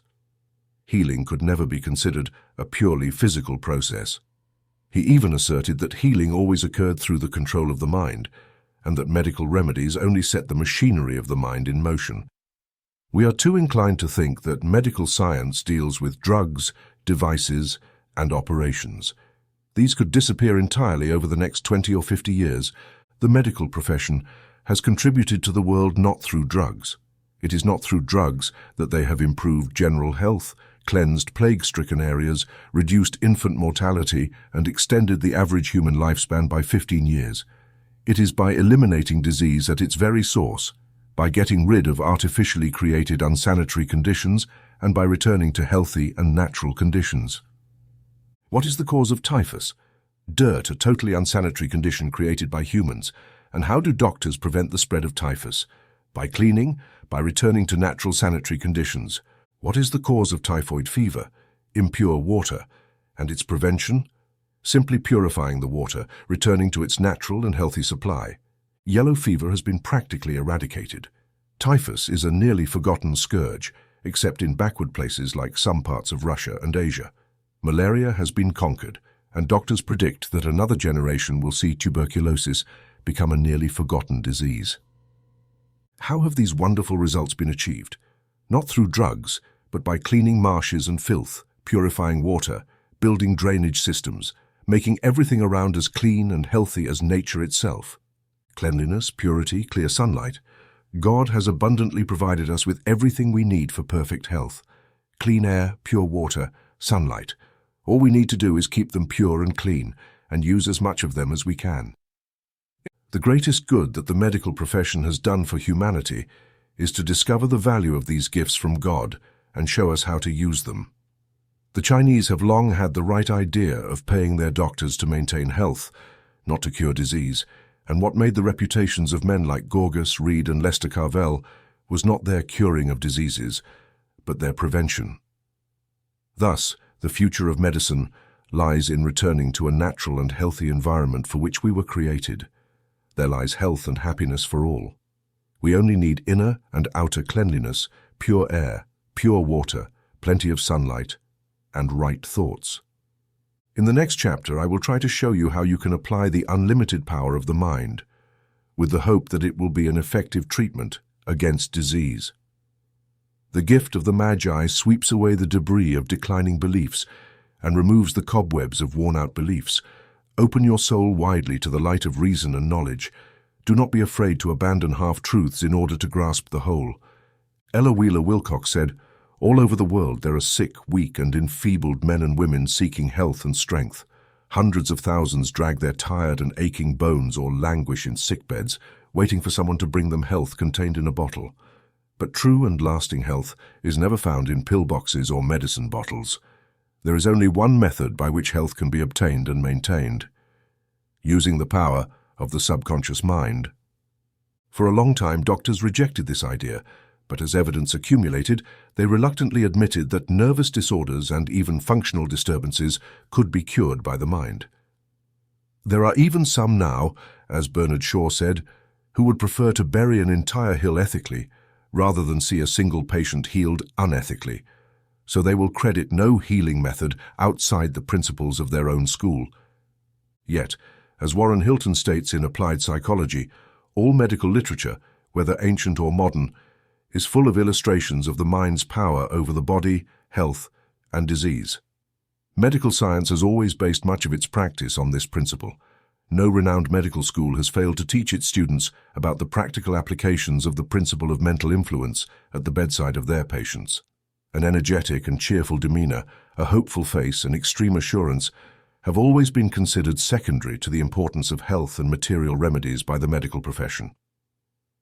While the value of the placebo, especially when the diagnosis is uncertain, has long been recognized, it is also expected that the qualified nurse will complement the doctor's efforts by mobilizing the patient's mental forces to their aid.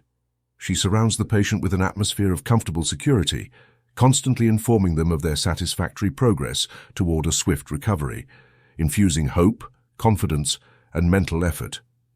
Dr. Didama states, "The ideal doctor radiates the sick room with the light of his joyful presence. He may not be hilarious, but he is not indifferent and possesses a printable good humor that pulls the patient out of the mire of discouragement and brings them back to the firm ground of health." In desperate cases, even a little harmless frivolity can be beneficial. A timely joke can break a congestion. A pun can add zest to the sharpest stimulant. Dr. Oliver Wendell Holmes summarized this principle in monetary terms by saying that a cheerful smile could be worth $5,000 a year to a doctor. Today, psychotherapy, or the healing of bodily diseases through mental influence, enjoys the unconditional support of the American Therapeutic Society, the only national organization in America dedicated exclusively to therapeutic treatment. It also benefits from the enthusiastic support of recognized global leaders in the scientific and medical fields such as Brawler, Brewer, Prince, Janet, Babinski, Pusman, and Waterman Taylor. The current attitude of accredited science towards the principle that the mind controls all bodily operations is one of positive conviction. Leading thinkers around the world accept its truth, and the interest of enlightened men and women worldwide turns to the mind as a powerful healing force and a regenerating influence of previously unimaginable resources. The most progressive doctors worldwide now admit that there is virtually no limit to what the mind can accomplish in healing diseases. As Dr. Walsh of Fordham University said, "Analysis of the statistics of diseases healed through mental influence shows that its results have been more surprising in organic diseases than in those called nervous or functional. Everyone admits that the mind influences the body in one way or another." For everyone has seen others pale with fear and flush with anger. Everyone has experienced the cessation of heartbeats in the face of sudden fear, rapid breathing, and heartbeats caused by excitement. These manifestations and 100 other proofs of the mind's influence on matter are common to us all and universally recognized. But the world is unaware that our entire body seems to be nothing more and nothing less than the external expression of our thought. We sit in a draft, and education teaches us that we should catch a cold or fever, so we catch a cold or fever. We eat something that is said to be indigestible, and immediately we are beset by pain. We see someone yawn, and our first instinct is to mimic the gesture. Similarly, when we hear about diseases around us, the fear of them visualizes them in our own mind, and we experience them as well. The fear of these things seems to provoke them through the mental suggestions sent through our subconscious minds. We have been educated in the medical age, conditioned to believe that most diseases are infectious or contagious. Thus, the mere sight of a sick person makes most of us retreat into ourselves like a turtle into its shell, fearing contamination, without realizing that the real danger is actually the fear of the disease itself. For years, it was accepted as a recognized fact that anyone trapped in a mine or another airtight compartment would die from carbon dioxide poisoning, that is, from a lack of oxygen. Then Houdini came along to demonstrate that death from lack of oxygen was not at all necessary. According to Houdini, fear, not carbon dioxide poisoning, is the cause of death for miners and others trapped in sealed compartments, as reported by the Associated Press on August 6, 1926. Houdini had himself lowered into a sealed coffin at the bottom of a pool, with no possibility of breathing outside air, and remained there for an hour and a half. Despite all previous scientific beliefs, he should have died after 4 minutes. However, Dr. W.J. Connell of the U.S. Bureau of Mines, who examined Houdini before and after the experiment, reported no marked physical reaction from the ordeal, and Houdini himself stated that he only felt a slight dizziness when he was released from the coffin. "Anyone can do it," said Houdini. "The important thing is to believe that you are safe." The Chinese have a saying that when the plague arrives, 5,000 people may die from the plague, but 50,000 others will die from fear of it. Have you ever injured a part of your body, perhaps a finger, to the point where you thought you could no longer move it, and then, under the impulse of a sudden emotion, forgot the injury and resumed using the finger or affected part just as easily and painlessly as if there had never been a problem? I have in front of me a clipping from the New York Times dated March 29, 1925, about a disabled man who had been paralyzed for 6 years but, under the effect of sudden fear, climbed a staircase unaided, without crutches or a cane. He had been treated in several hospitals, but due to a spinal injury from a car accident, he had been unable to walk without crutches for 6 years. When a patient in the bed next to his suddenly lost his mind and attacked him, this paralyzed man jumped out of bed and ran up a staircase. According to the report, the sudden fear cured him. Consider the miracles of Lourdes, Santa Anna, or any of the dozens of shrines scattered around the world. What influences the healings? 2 things: desire and faith. "What do you want me to do for you?" Jesus asked the blind man who was following him, crying out, "Lord, restore my sight." There is also the infirm man at the pool of Bethesda, whom Jesus asked, "Do you want to be healed?" This seems like a foolish question, doesn't it? But remember the story of the famous saint from Italy, who traveled from village to village healing the eyes of the blind. A pilgrim was rushing to reach a town where the saint was expected, and he met 2 lame beggars who were hurrying away. He asked them why they were in such a hurry, and they replied, to his surprise, that it was because the saint was coming to town, and if he healed them, what would they live on? The same thing happens to many people today, not beggars, but people from all walks of life. They have so identified with their illnesses that they have come to secretly take pride in their poor health to the point of being a bit proud of it. For if they lost their complaints, they would be lost. First, you must have a sincere desire. That is prayer. Next, faith, the kind of faith Jesus spoke of when he said, "Whatever you ask in prayer, believe that you have received it and it will be yours." Note that he did not say, "Believe that you might receive it," but "Believe that you have received it." You must do it now at this very moment. Picture your true self, the image of yourself maintained in the universal mind. In summary, the truth about each organ of your body is perfect. Know this truth. Believe that you have the perfect image. The day you can truly believe this after having carried this sincere conviction in your subconscious mind, that day you will be perfect. This is the faith Jesus spoke of when he said, "Your faith has healed you." It is this faith that is responsible for the miracles of Lourdes and all miraculous healings everywhere. It does not matter whether you are Catholic, Protestant, Jewish or pagan. This kind of desire and faith will heal you. A month or two ago, I read in the newspapers about a blind farmer from Asia who had been blind for 2 years, who went out into his field and prayed to regain his sight. By the end of the second day, his sight was fully restored. He was Protestant.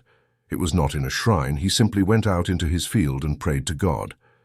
Today, I have in front of me a clipping from the New York Sun dated February 23, 1926, which talks about Patrolman Dennis O'Brien of the Jersey City Police, who regained the use of his legs at the end of a novena to Our Lady of Perpetual Help at the Monastery of St. Michael in Union City.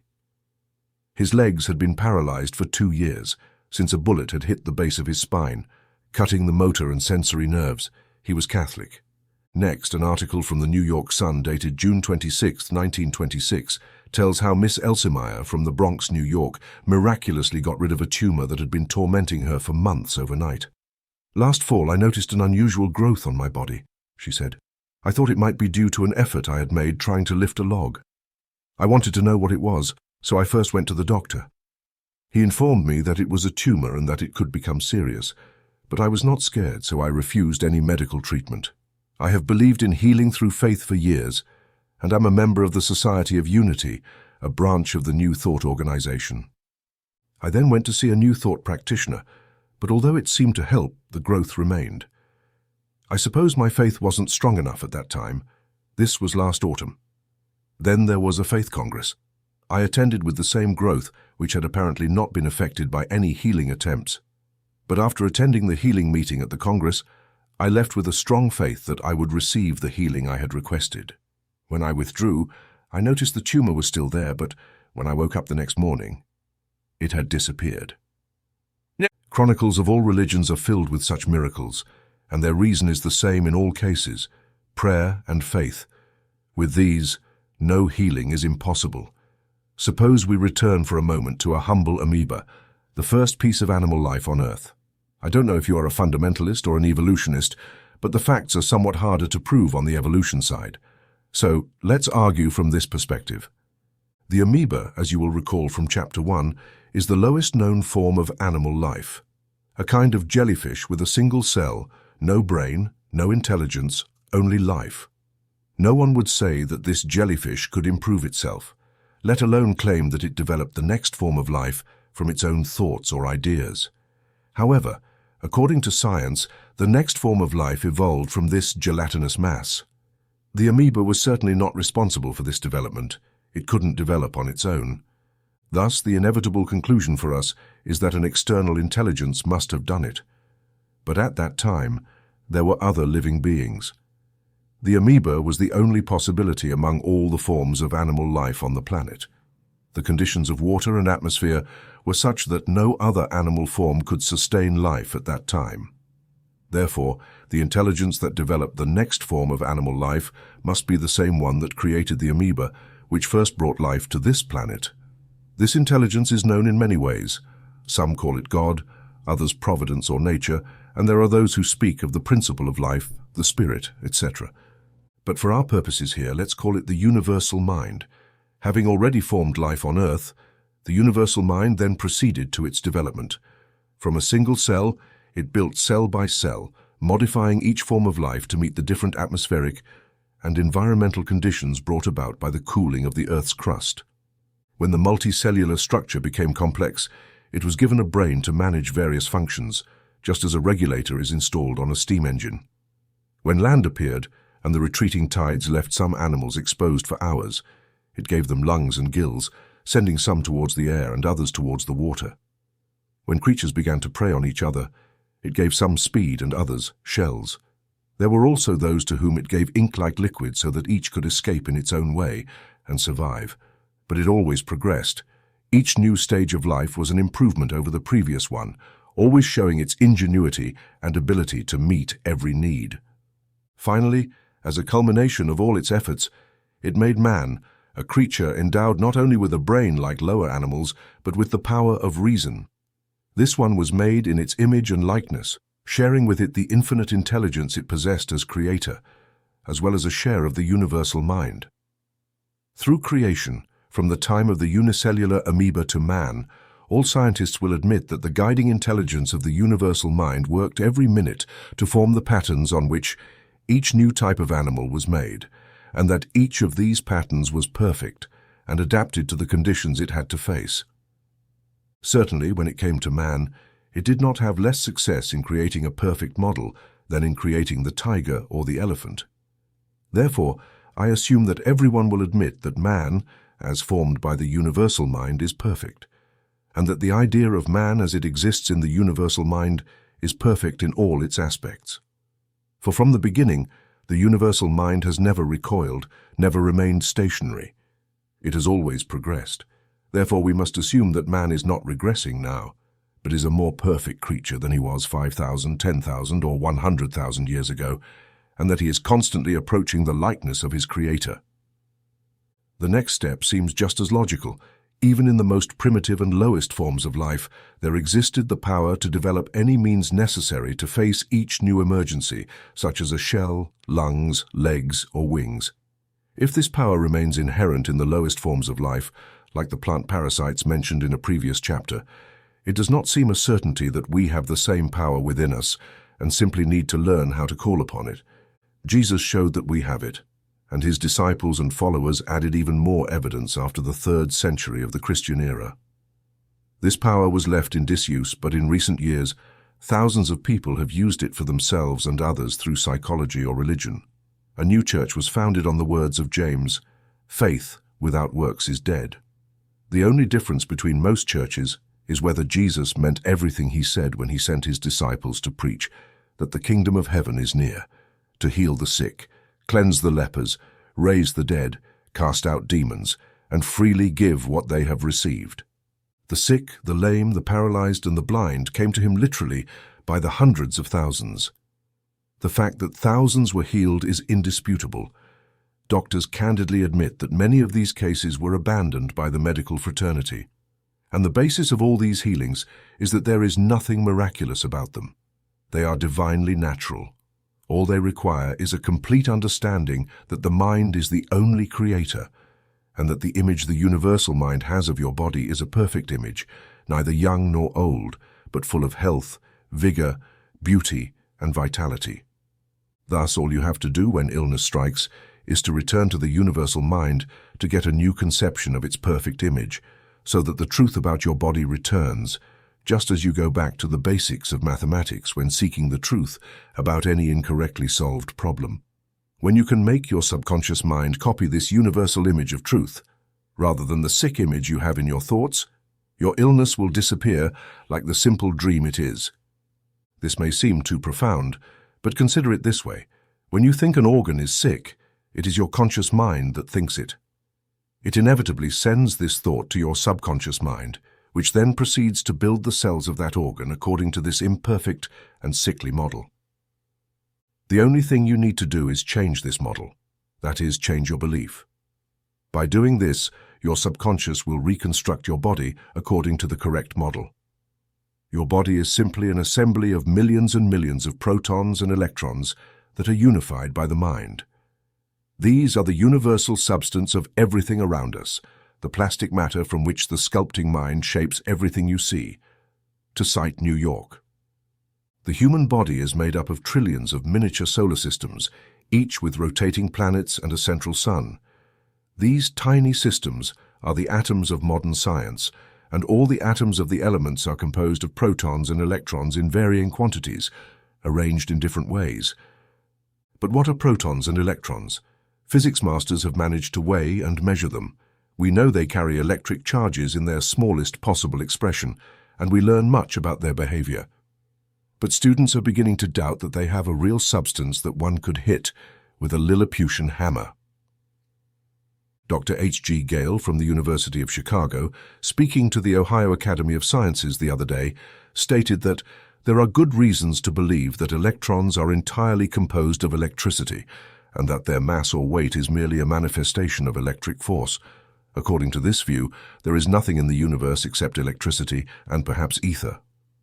Your subconscious participates in the creative power of the mind, which is why it changes daily, every hour, the particles of electric energy that make up your body to adjust to the image it has before it. Just as clay responds to the sculptor, these tiny particles of electricity do as well. Your body has nothing to say about being sick or disabled. It is the mind that decides this. Jesus understood this, which is why he was able to heal all kinds of ailments. He was not a magician or a worker of occult miracles. He did not claim to suspend the laws of nature. He was a teacher demonstrating these laws. He did not choose the scribes or the Pharisees to share the secret of his miraculous work with them. On the other hand, the men he chose were simple fishermen to whom he gave understanding, enabling them to heal the sick, the paralyzed, and the blind. For what is illness? An illusion, a mortal dream, or simply the absence of health. Bring back to your mind the image of health and the illness will immediately disappear. The universal mind never created illness. The only image it knows of man is the truth, the perfect image. For God has the purest eyes and refrains from beholding evil. So where does illness come from? Who created it? No one did.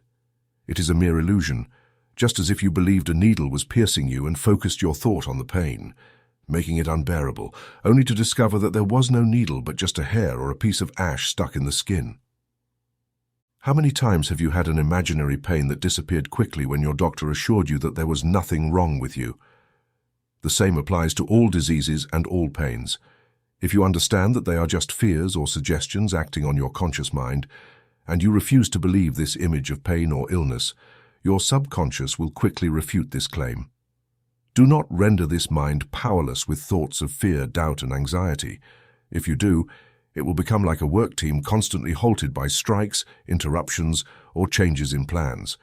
It will quickly become discouraged and stop trying. To quote Dr. George Eppicher again, in conditions of healthy or normal living, the objective mind and the subjective mind act in perfect harmony with each other. When this is the case, healthy and happy conditions always prevail. But it is not always permitted for these two minds to act in perfect harmony with each other. This results in mental disturbances, excites physical pains, and functional and organic diseases. Our subconscious is a vast power plant full of potential energy that can be used for beneficial or harmful purposes, just as any energy storage device can be the most valuable ally of man if he becomes familiar with it and does not fear it. Ignorance and fear, on the other hand, can turn a live electrical cable into a source of destruction and death. Even during Napoleon's time, people began to sense this. "Think you are well," said the shrewd Talleyrand, "instead of thinking you are sick," and the Quaker formula is that an energetic soul is the master of the body it loves. So keep in mind the one fundamental fact that covers all the ground. The mind is everything.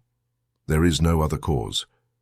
When you expel from your subconscious the belief in illness, you also expel the pain and all other symptoms that may appear. Few sick people realize everything they can do for themselves. There is an old adage that says every man is a fool or his own doctor by the age of 40.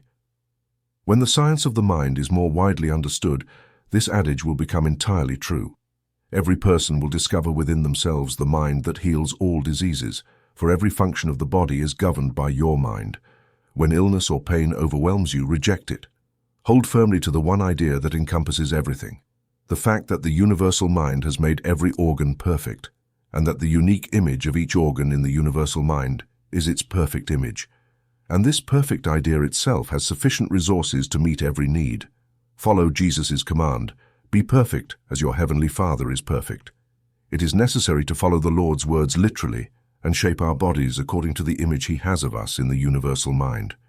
We are all sculptors, but instead of marble or clay, our material is the plastic energy composed of protons and electrons, the same from which we are made, as well as everything around us in this world. What do you do with it? What image do you have in mind? Do you carry with you images of illness, poverty, or limitation? That is why they manifest in your life. Bury all that. Forget those thoughts. Do not let them enter your mind, and you will see that they will no longer manifest in your life.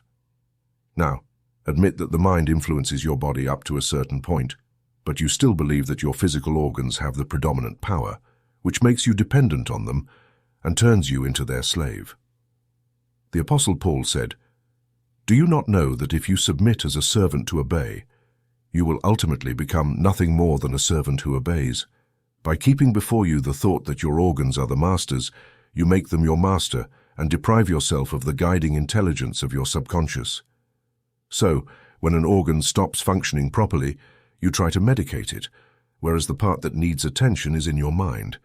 If you operate an electrical machine and the current weakens or goes out, you do not take the part of the machine to grease or manipulate it to improve it.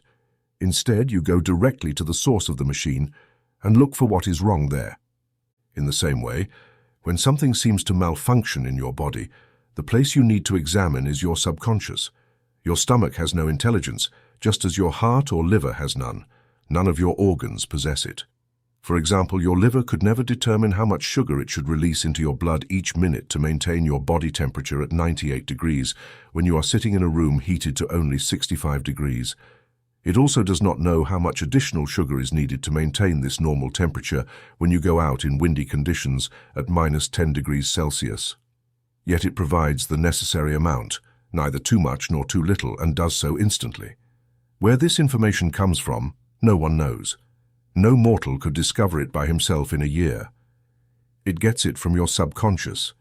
It is there that it draws both the information and the instructions to use it. All other organs of the body also receive their information from the same place. Your muscles do not work by themselves, for without the mind, these muscles are like any other inert matter, remaining lifeless without the power to decide their action. They simply obey the orders of the mind. Have you ever seen one of those large presses working in a newspaper factory? They almost seem human in their intelligence. On one side, large rolls of paper come in, and on the other, the finished newspaper comes out, folded and ready for delivery. Everything is automatic.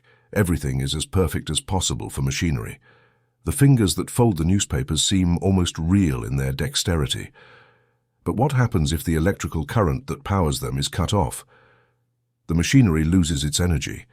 If the human intelligence directing it is removed, how long will it take before this wonderful machine becomes just a pile of scrap metal, composed merely of pieces of steel and rubber? How long could it function on its own? The same applies to your body. It may be a marvelous mechanism, the most complex and perfect in the world, but if you turn off the source of your mental dynamo, if you remove the intelligence that guides the operation of all your organs, what do you have left? Just a bit of bone and flesh, inert and useless matter at its core. After all, your body is nothing more than a mechanism that depends entirely on the mind. It has no power or will of its own. It simply does what the mind tells it to do, to the extent that the mind deems appropriate. For example, your eyes are merely lenses that transmit light from the external world to the internal brain. They contract or expand, open or close, just as the mind commands.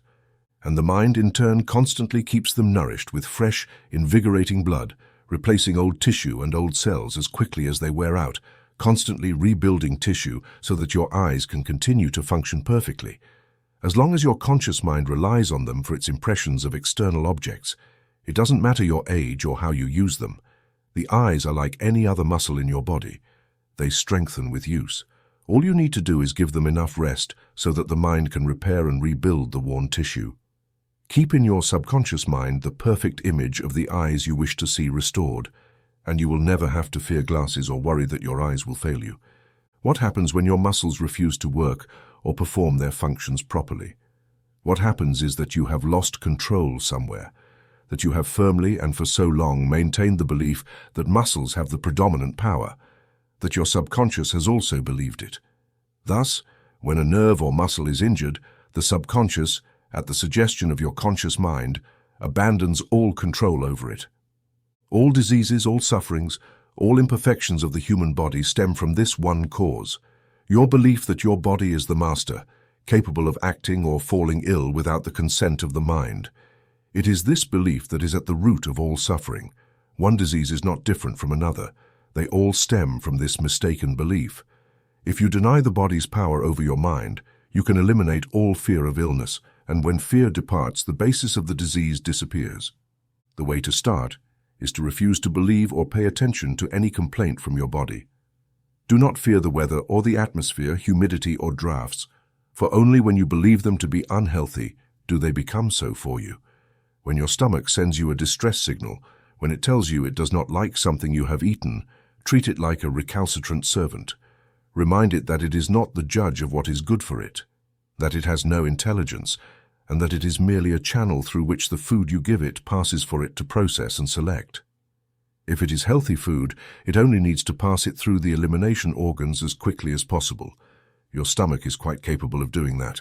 All the organs you possess are capable of withstanding any condition. All you need is to have the proper mindset to direct them. Thus, the only reason they succumb to disease or injury is because you command them to. There are men who have fallen from great heights without injury, men who have ingested the most deadly poisons without harm, and there are also men who have survived fire, floods, and plague without a scratch. So the things men have accomplished once can be done again. The mere fact that it has been done demonstrates that your body is not necessarily destined to be harmed by these conditions. And if it is not, then it seems that the only reason it ordinarily suffers is because of your fear of injury. This thought thus manifests in your body. In an office in Stockholm for the New York Herald, Trump was expelled on January 18, 1926. Dr. Henry Marcus and Dr. Ernest, scientists from Stockholm, managed to counteract the effects of poisons on the human system through hypnotic suggestion. The scientists placed 3 subjects under hypnotic sleep and then administered poisons, carefully recording the effects on blood pressure and pulse with and without suggestion. When a blood pressure-raising drug was administered without suggestion, blood pressure readings ranged from 109 to 130, and pulse readings ranged from 54 to 100. But when the drug was administered with the suggestion that it was simply harmless water, blood pressure readings ranged from 107 to 116, and all pulse readings were below 67. This indicates that the patient's belief had a much greater impact than the power of the drug. Keep this in mind when someone tells you that certain foods are not suitable for you. You can eat what you like as long as it is done in moderation. Just remember that no matter what you eat, if you enjoy it and believe it is good for you, then it will be good for you. But you might say, isn't this similar to the principles of a known religion? What about that? If others have discovered certain fundamental truths, why not use them regardless of our agreement or disagreement with the philosophy from which they originate? Quoting Dr. Richard Sekabot from Harvard Medical School again, "There is no need for conflict, as there is room for all sincere and modest efforts. Let us neither persecute nor interfere with the propagation of truth and light, whatever their source." Accusations against such powerful and sincere movements as Christian Science or preventive medicine are outdated. Let us each focus on our own paths, with no malice towards anyone and with charity towards all. We heal the wounds of the nation. It has often seemed to me that if all churches took a page from the book of ordinary business practice, they would forget their differences over dogma and simply benefit from the example that Mary Baker Eddy, the discoverer and founder of Christian Science, set for them by attracting a huge number of followers almost overnight. What drew large numbers of men and women to the church in the early days of Christianity? Healing. What is behind the phenomenal growth of the Christian Science Church? The healing of thousands of people from all kinds of diseases. Why do people go to any church? To pray and find out how to get an answer to their prayers. Show them how to do it, how to heal themselves of all their ailments and beliefs. There will be no more concern about crowded theaters and empty churches. And if this is a betrayal, let it be maximized. At the first sign of illness in your body, energetically deny its existence. Repeat to yourself, "My body has no intelligence, there is no germ of disease in it. Therefore, neither my body nor the disease can tell me that I am ill. The only cause is the mind, and the mind has not directed it for me to become sick." The image that the mind knows of my body is a perfect, vigorous, and healthy image, and it is this image that I will build around myself. Forget the image of disease. It is merely an illusion that can be dissipated like any other illusion. Keep your mind's eye on the image of perfect health, of vigorous and limitless vitality. Your body cannot say that you are sick. Therefore, when the belief in illness assails you, it must come from your conscious mind or an external suggestion. In any case, it is your job to ensure that no belief in illness reaches your subconscious and that no fear of it and no such thoughts are entertained there. To treat someone who has already succumbed to the belief in illness, explain to them, as I have explained to you here, that their body has no power over disease or health, just like a tree trunk. Their body is nothing more than an assembly of millions of electrons, electrical energy particles to be more precise, entirely subject to their mind. These energy particles have neither substance nor intelligence, and constantly change form, completely dependent on the images they have in their own mind. Ultimately, the body is a mental body, an exact reflection of the thought it holds in its mind. If you have been ill, it is because you have had sick, weak, and unhealthy thoughts in your mind. If you want to heal, you must first change your thoughts. Instead of medicating the machine, you must go directly to the power plant and change the current. Repeat this to yourself morning and evening with this little formula. There is no permanence in matter. The only certainty is change. Every cell, every tissue in my body is constantly renewing itself, and while old and worn tissues are removed and eliminated, new ones appear, perfect to replace them. The model on which these new organisms are rebuilt is the perfect model maintained in the divine mind, for God made man in his image and likeness. This image was as perfect then as it is now. It is the only image that the divine mind knows, and it is on this image that my subconscious mind will reshape its reconstruction every minute of every day. We are growing more and more into the image of God, into the true likeness that he has of us in his thought. If you understand that matter itself has neither feeling nor intelligence, and that it is the mind that feels and directs, then you have nothing to fear from any external cause. For your fear of disease will quickly disappear, and there is no patient who does not recover rapidly once their fear of disease has vanished. In truth, I tell you, said Jesus, if a man keeps my word, he will never see death. And again, it is eternal life. Note that it is expressed as a present-time representation. He does not say will be, so he is not speaking of the future. The subconscious is the way God uses his energy, as Reverend William Tewells, rector of St. Luke's Church in New York, has said. In his book, Scientific Spiritual Healing, God has developed the subconscious as one of his gifts, just like everything we possess, and since it comes from him, we must give thanks and learn to use it wisely. God has shaped us so that we do not have to consciously attend to vital processes. He has given us what is called the subconscious, which takes care of all vital functions. The subconscious can receive orders from us and has a wonderful ability to execute them, for it is a law that every thought tends to be subconsciously realized in the body. If you allow negative thoughts to persist, they will be received by the subconscious, which tends to manifest them in the body, just as it would with good, healthy, and beneficial spiritual thoughts. Remember that the subconscious neither reasons nor judges. It simply receives and obeys. When you have an accident, do not immediately think that you must be injured.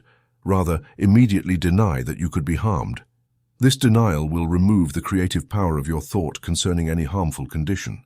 Moreover, if you immediately bring to mind that the only image the universal mind has of your body is a perfect image, and that this is the image your subconscious is reconstructing, you will find that the subconscious will rapidly rebuild any damaged part according to this image.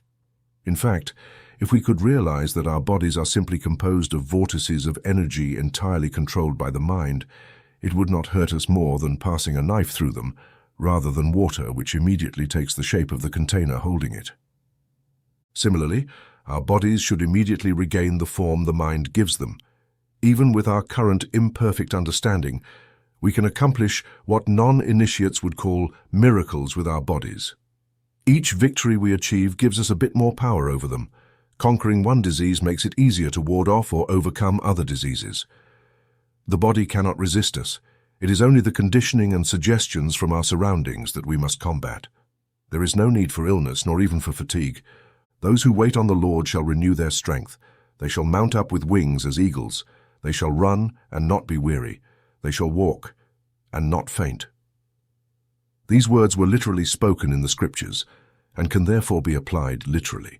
If you govern your body with your mind and do not let habits and popular beliefs make it your master, you can do anything that is right for you without fear, no matter if it involves prolonged work, difficulties, or danger. Do not hesitate. Your mind can call upon all the forces of nature to your aid in urgent needs. That is why I tell you, quoting the Master, Do not worry about your life, what you will eat or drink, nor about your body, what you will wear. Is not life more than food, and the body more than clothing? Diet, exercise, and health rules have never maintained anyone in good health by themselves. Often they draw the mind's attention to illness and encourage it. Diet is good to avoid gluttony. Temperance is as important in eating as in drinking alcohol. You can eat moderately anything you like, anything you enjoy and believe is good for you, without fear of displeasing yourself. Reasonable exercise is also good for the body and mind, as long as you do not turn it into a fetish. It is not exercise that keeps you healthy, but the mental image you hold in your mind. Exercise simply helps to imprint this mental image on your subconscious. Electrical treatments, skin tonics, alcohol rubs, etc., are all useful insofar as they focus the subconscious mind's attention on the affected parts. One can achieve exactly the same results, including that pleasant tingling sensation on the skin, if influenced solely by the mind. I recall reading an article by Mrs. Vans where she recounted how she healed herself of leg paralysis exactly this way. After months of medical care and massages, she had had enough and decided to rely entirely on her mind. Several times a day, she would completely relax, every nerve and muscle, and then consciously send her thoughts along the nerves in her legs to her feet. At that moment, she felt a slight tingling in her feet, a sign of improved circulation, followed after a while by a feeling of drowsiness. After a few weeks of this treatment, she had completely regained the use of her legs. The same effort can be made to get rid of any physical problem. Place your hand on the affected area. Try to visualize that organ. Imagine it as it should be. See it functioning perfectly. Believe that it starts working normally again. Your thought will bring blood to the affected part, resolving the problem and supplying new cells and tissues. Meanwhile, your belief that the organ is functioning correctly will draw it toward its normal state. However, this treatment must be used with discernment, as it may consciously interfere with the regular functioning of the body without a real need for such interference. This can lead to more confusion than help, like rushing down a staircase without paying attention to the movement of your feet, risking stumbling and falling if you try to observe them step by step. The millipede was quite happy until the toad, for amusement, asked, "And tell me, which leg goes behind which?" This so disturbed its mind that it became distracted and fell into a ditch. Think about how to run. There is a rule that will help anyone stay healthy.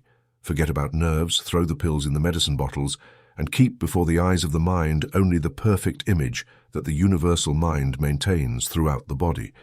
This is the surest way to remain free from disease, and if you are already ill, the same rule applies. Remember that the universal mind never created disease, which is only an illusion of your conscious mind. The mind is the only creator. As Shakespeare says, "There is nothing good or bad, but thinking makes it so." You must know that you have the say regarding this thought about what it should be. Therefore, if you continue to hold a perfect image of your body in your thoughts, you can make your body perfect. You have already cut a finger. Who coagulated the blood, stopped the cut, and knitted new skin? Who called the little phagocytes to kill the septic germs? It certainly wasn't your conscious mind, as most people don't even know these creatures exist, and their conscious minds know nothing about healing. So where does the information come from? Where does the ingenious director come from, if not from the same intelligence that keeps your heart and lungs functioning while you sleep, and also regulates your liver and kidneys, handling all the functions of your body? This intelligence is your subconscious. With your proper cooperation, your subconscious will immediately take care of these duties, keeping all your organs perfect and all your functions regular like clockwork. However, it is very sensitive to suggestion, worry about disease or contagion. Maintain the thought that you are aging or that certain organs are weakening, and it will be perfectly willing to bring about the condition you suggest. Convince it that there is no danger of contagion.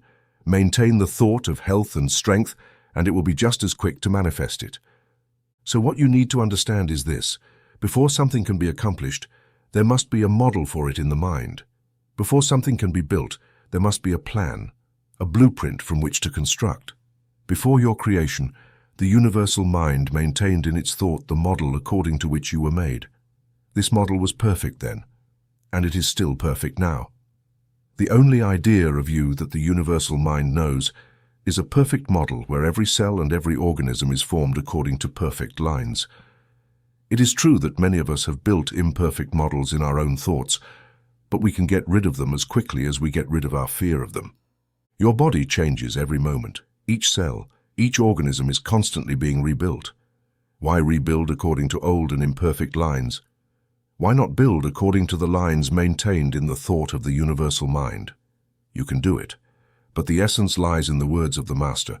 Whatever you desire, when you believe you will receive it, you will have it. No matter what discomfort you feel, it will respond to this treatment. For instance, suppose your stomach is bothering you, that you cannot eat what you would like, that you cannot digest your food, and consequently, you feel weak and nervous. Each morning when you wake up and each evening just before falling asleep, repeat to yourself, "My stomach has neither intelligence nor feeling. It only operates according to the directives of the mind. Therefore, I need not worry if it is weak or sick, for the only image that the mind knows of the stomach is its perfect image. This perfect image can assimilate or eliminate anything I give it, because it is perfect. Everything the universal mind does is perfect, and because it is perfect, it can accomplish anything correct that I ask of it without fear or anxiety." Focus on one organ at a time and repeat this formula to yourself morning and evening. Say it, feel it, believe in it, and you can do what you want with that organ. As your faith, so shall it be done unto you. Let the little children come to me. I can believe everything you say about my fears and concerns, which are responsible for my own illnesses, many people write. But what about babies and young children? They have no fear of falling ill or dying. What many people do not understand is that the subconscious is as sensitive to the suggestions of those around you as to your own consciousness. Otherwise, we would not be at risk from what we do not consciously know. Therefore, the more ignorant we are, the safer we are. Suppose, for example, you drink something you believe to be pure contraband whiskey, but which is actually just wood alcohol. Many others have done it. Your consciousness would not expect any harm, as it does for them, and you would not fear the results of drinking this beverage. So one might say you should not suffer harm. However, it is likely that you would die or at least become blind like many others. Why? Because your subconscious will recognize wood alcohol for what it is. Your own consciousness and the prevailing opinion of the people around you have instilled in your subconscious the belief that wood alcohol is a terrible poison. Thus, when you introduce this poison into your system, even if you do not consciously recognize it as such, your subconscious will act upon it as you would logically expect from a poison. The same principle applies to hundreds of diseases that most people do not even know the name of, but are constantly victims of. They do not know that they have been exposed to contagion. They do not know that their systems are in such a state that certain diseases logically follow, but their subconscious minds know. They have been so educated to believe in the necessity of ill health, in the inevitability of disease under certain conditions, that the subconscious proceeds with the work of contagion or condition to its logical conclusion. Adults can change these subconscious beliefs through appropriate counter-suggestions given consciously, but young children cannot reason. They accept the beliefs generally held by humanity or strongly suggested by those close to them. That is why babies and young children are such easy victims of the fear of disease and contagion from their parents or surroundings, making the concern about a supposed epidemic that infects children, even when they have not apparently been exposed to contagion, much more real. As a famous writer says, often a person has fear ingrained in them even before entering the outside world. They grow up in fear, and their whole life unfolds in the bondage of fear of disease and death, which shrinks and depresses their mentality, causing their body to follow a contracted and specific pattern. It is not surprising that health exists, and for this, only unlimited divine love is needed, the exuberance and vitality constantly poured forth, which, although we are unconscious of it, could to some extent neutralize an ocean of morbidity. However, the remedy for this is just as simple. Your children, before being yours, are first and foremost children of God, and the image He has of them is perfect. His perfect image contains within it all the power necessary to prevent any disease. Actively place your children under His protection and place all responsibility on Him. Be certain that when you do this correctly, no harm will be able to approach them. Whenever fear assails you regarding danger or contagion for your children, realize that he will give his angels charge over them to guide them in all their ways. If your children are sick or afflicted, read these thoughts to them out loud as if you were speaking to an adult. Address only their subconscious minds. Repeat the small formula we have outlined, adapted to their particular need, but above all, believe in it. Your faith will perform wonders, both for your children and for yourself. Never doubt, never be afraid. Face your problem as you would a simple math problem. In mathematics, you know that there is no problem for which you cannot find a solution as long as you follow the rules and work correctly. As long as you do your part, the principle of mathematics will do the rest. It is the same in all of life. Do not worry. Face your problem properly, no matter how difficult it may be. Follow the established rules here, and confidently look to the principle of being to bring you the answer. The kingdom of heaven is like a treasure hidden in a field, which a man, having found it, hides again, and in his joy goes and sells all that he has and buys that field. This field is your own consciousness, a treasure you find within yourself that others cannot see, but which you know through the Spirit that dwells in you, through the Father in you. If you are willing to sell all that you have, it is because this treasure is worth more than all other possessions. If you have begun to realize this treasure and use it, even on a small scale, the most wonderful thing that can happen to anyone on this planet will occur to you. What does that mean? It means that an ordinary human being, overwhelmed by all the sufferings, fears, concerns, and superstitions of the average person, has learned the law of being and thus acquired a power superior to that of any potential destroyers. It means that they have placed their foot on the rock of life, that the gate of heaven is open before them, so that all good is as freely available to them as the air they breathe. He has never failed in any of the good promises he has made. We proclaim the good news that the promise made to our ancestors, God has fulfilled for us. We surely have reasons to be grateful for all the good that surrounds us, and we should also be grateful for the infinite power that has been given to us. Being truly grateful is the most reliable proof of real existence. Faith, you know, is the substance of things hoped for, the evidence of things not seen. Remember when Jesus raised Lazarus from the dead, he first prayed, then thanked the Father for having answered his prayer. There was still no material evidence that the prayer had been answered, but Jesus had perfect faith in the Father, and it was fully justified, for immediately after giving thanks, Lazarus came out of the tomb. Our current world is much more wonderful than for previous generations. Humanity is beginning to glimpse its unlimited powers. The whole world is malleable and responsive to new ideas. The human soul is discovering itself and learning its relationship with the infinite. The veil between the visible and the invisible is lifting as we see the Father performing works. We become more confident in our own power and begin to assert that the Father within us knows that with proper understanding, we can also perform the works that Jesus did. We recognize his miracles as divinely natural laws, part of God's continuous plan. Let us therefore go with him to the mountain of vision and take as our motto his words to do all things, according to the pattern shown to us on the mountain.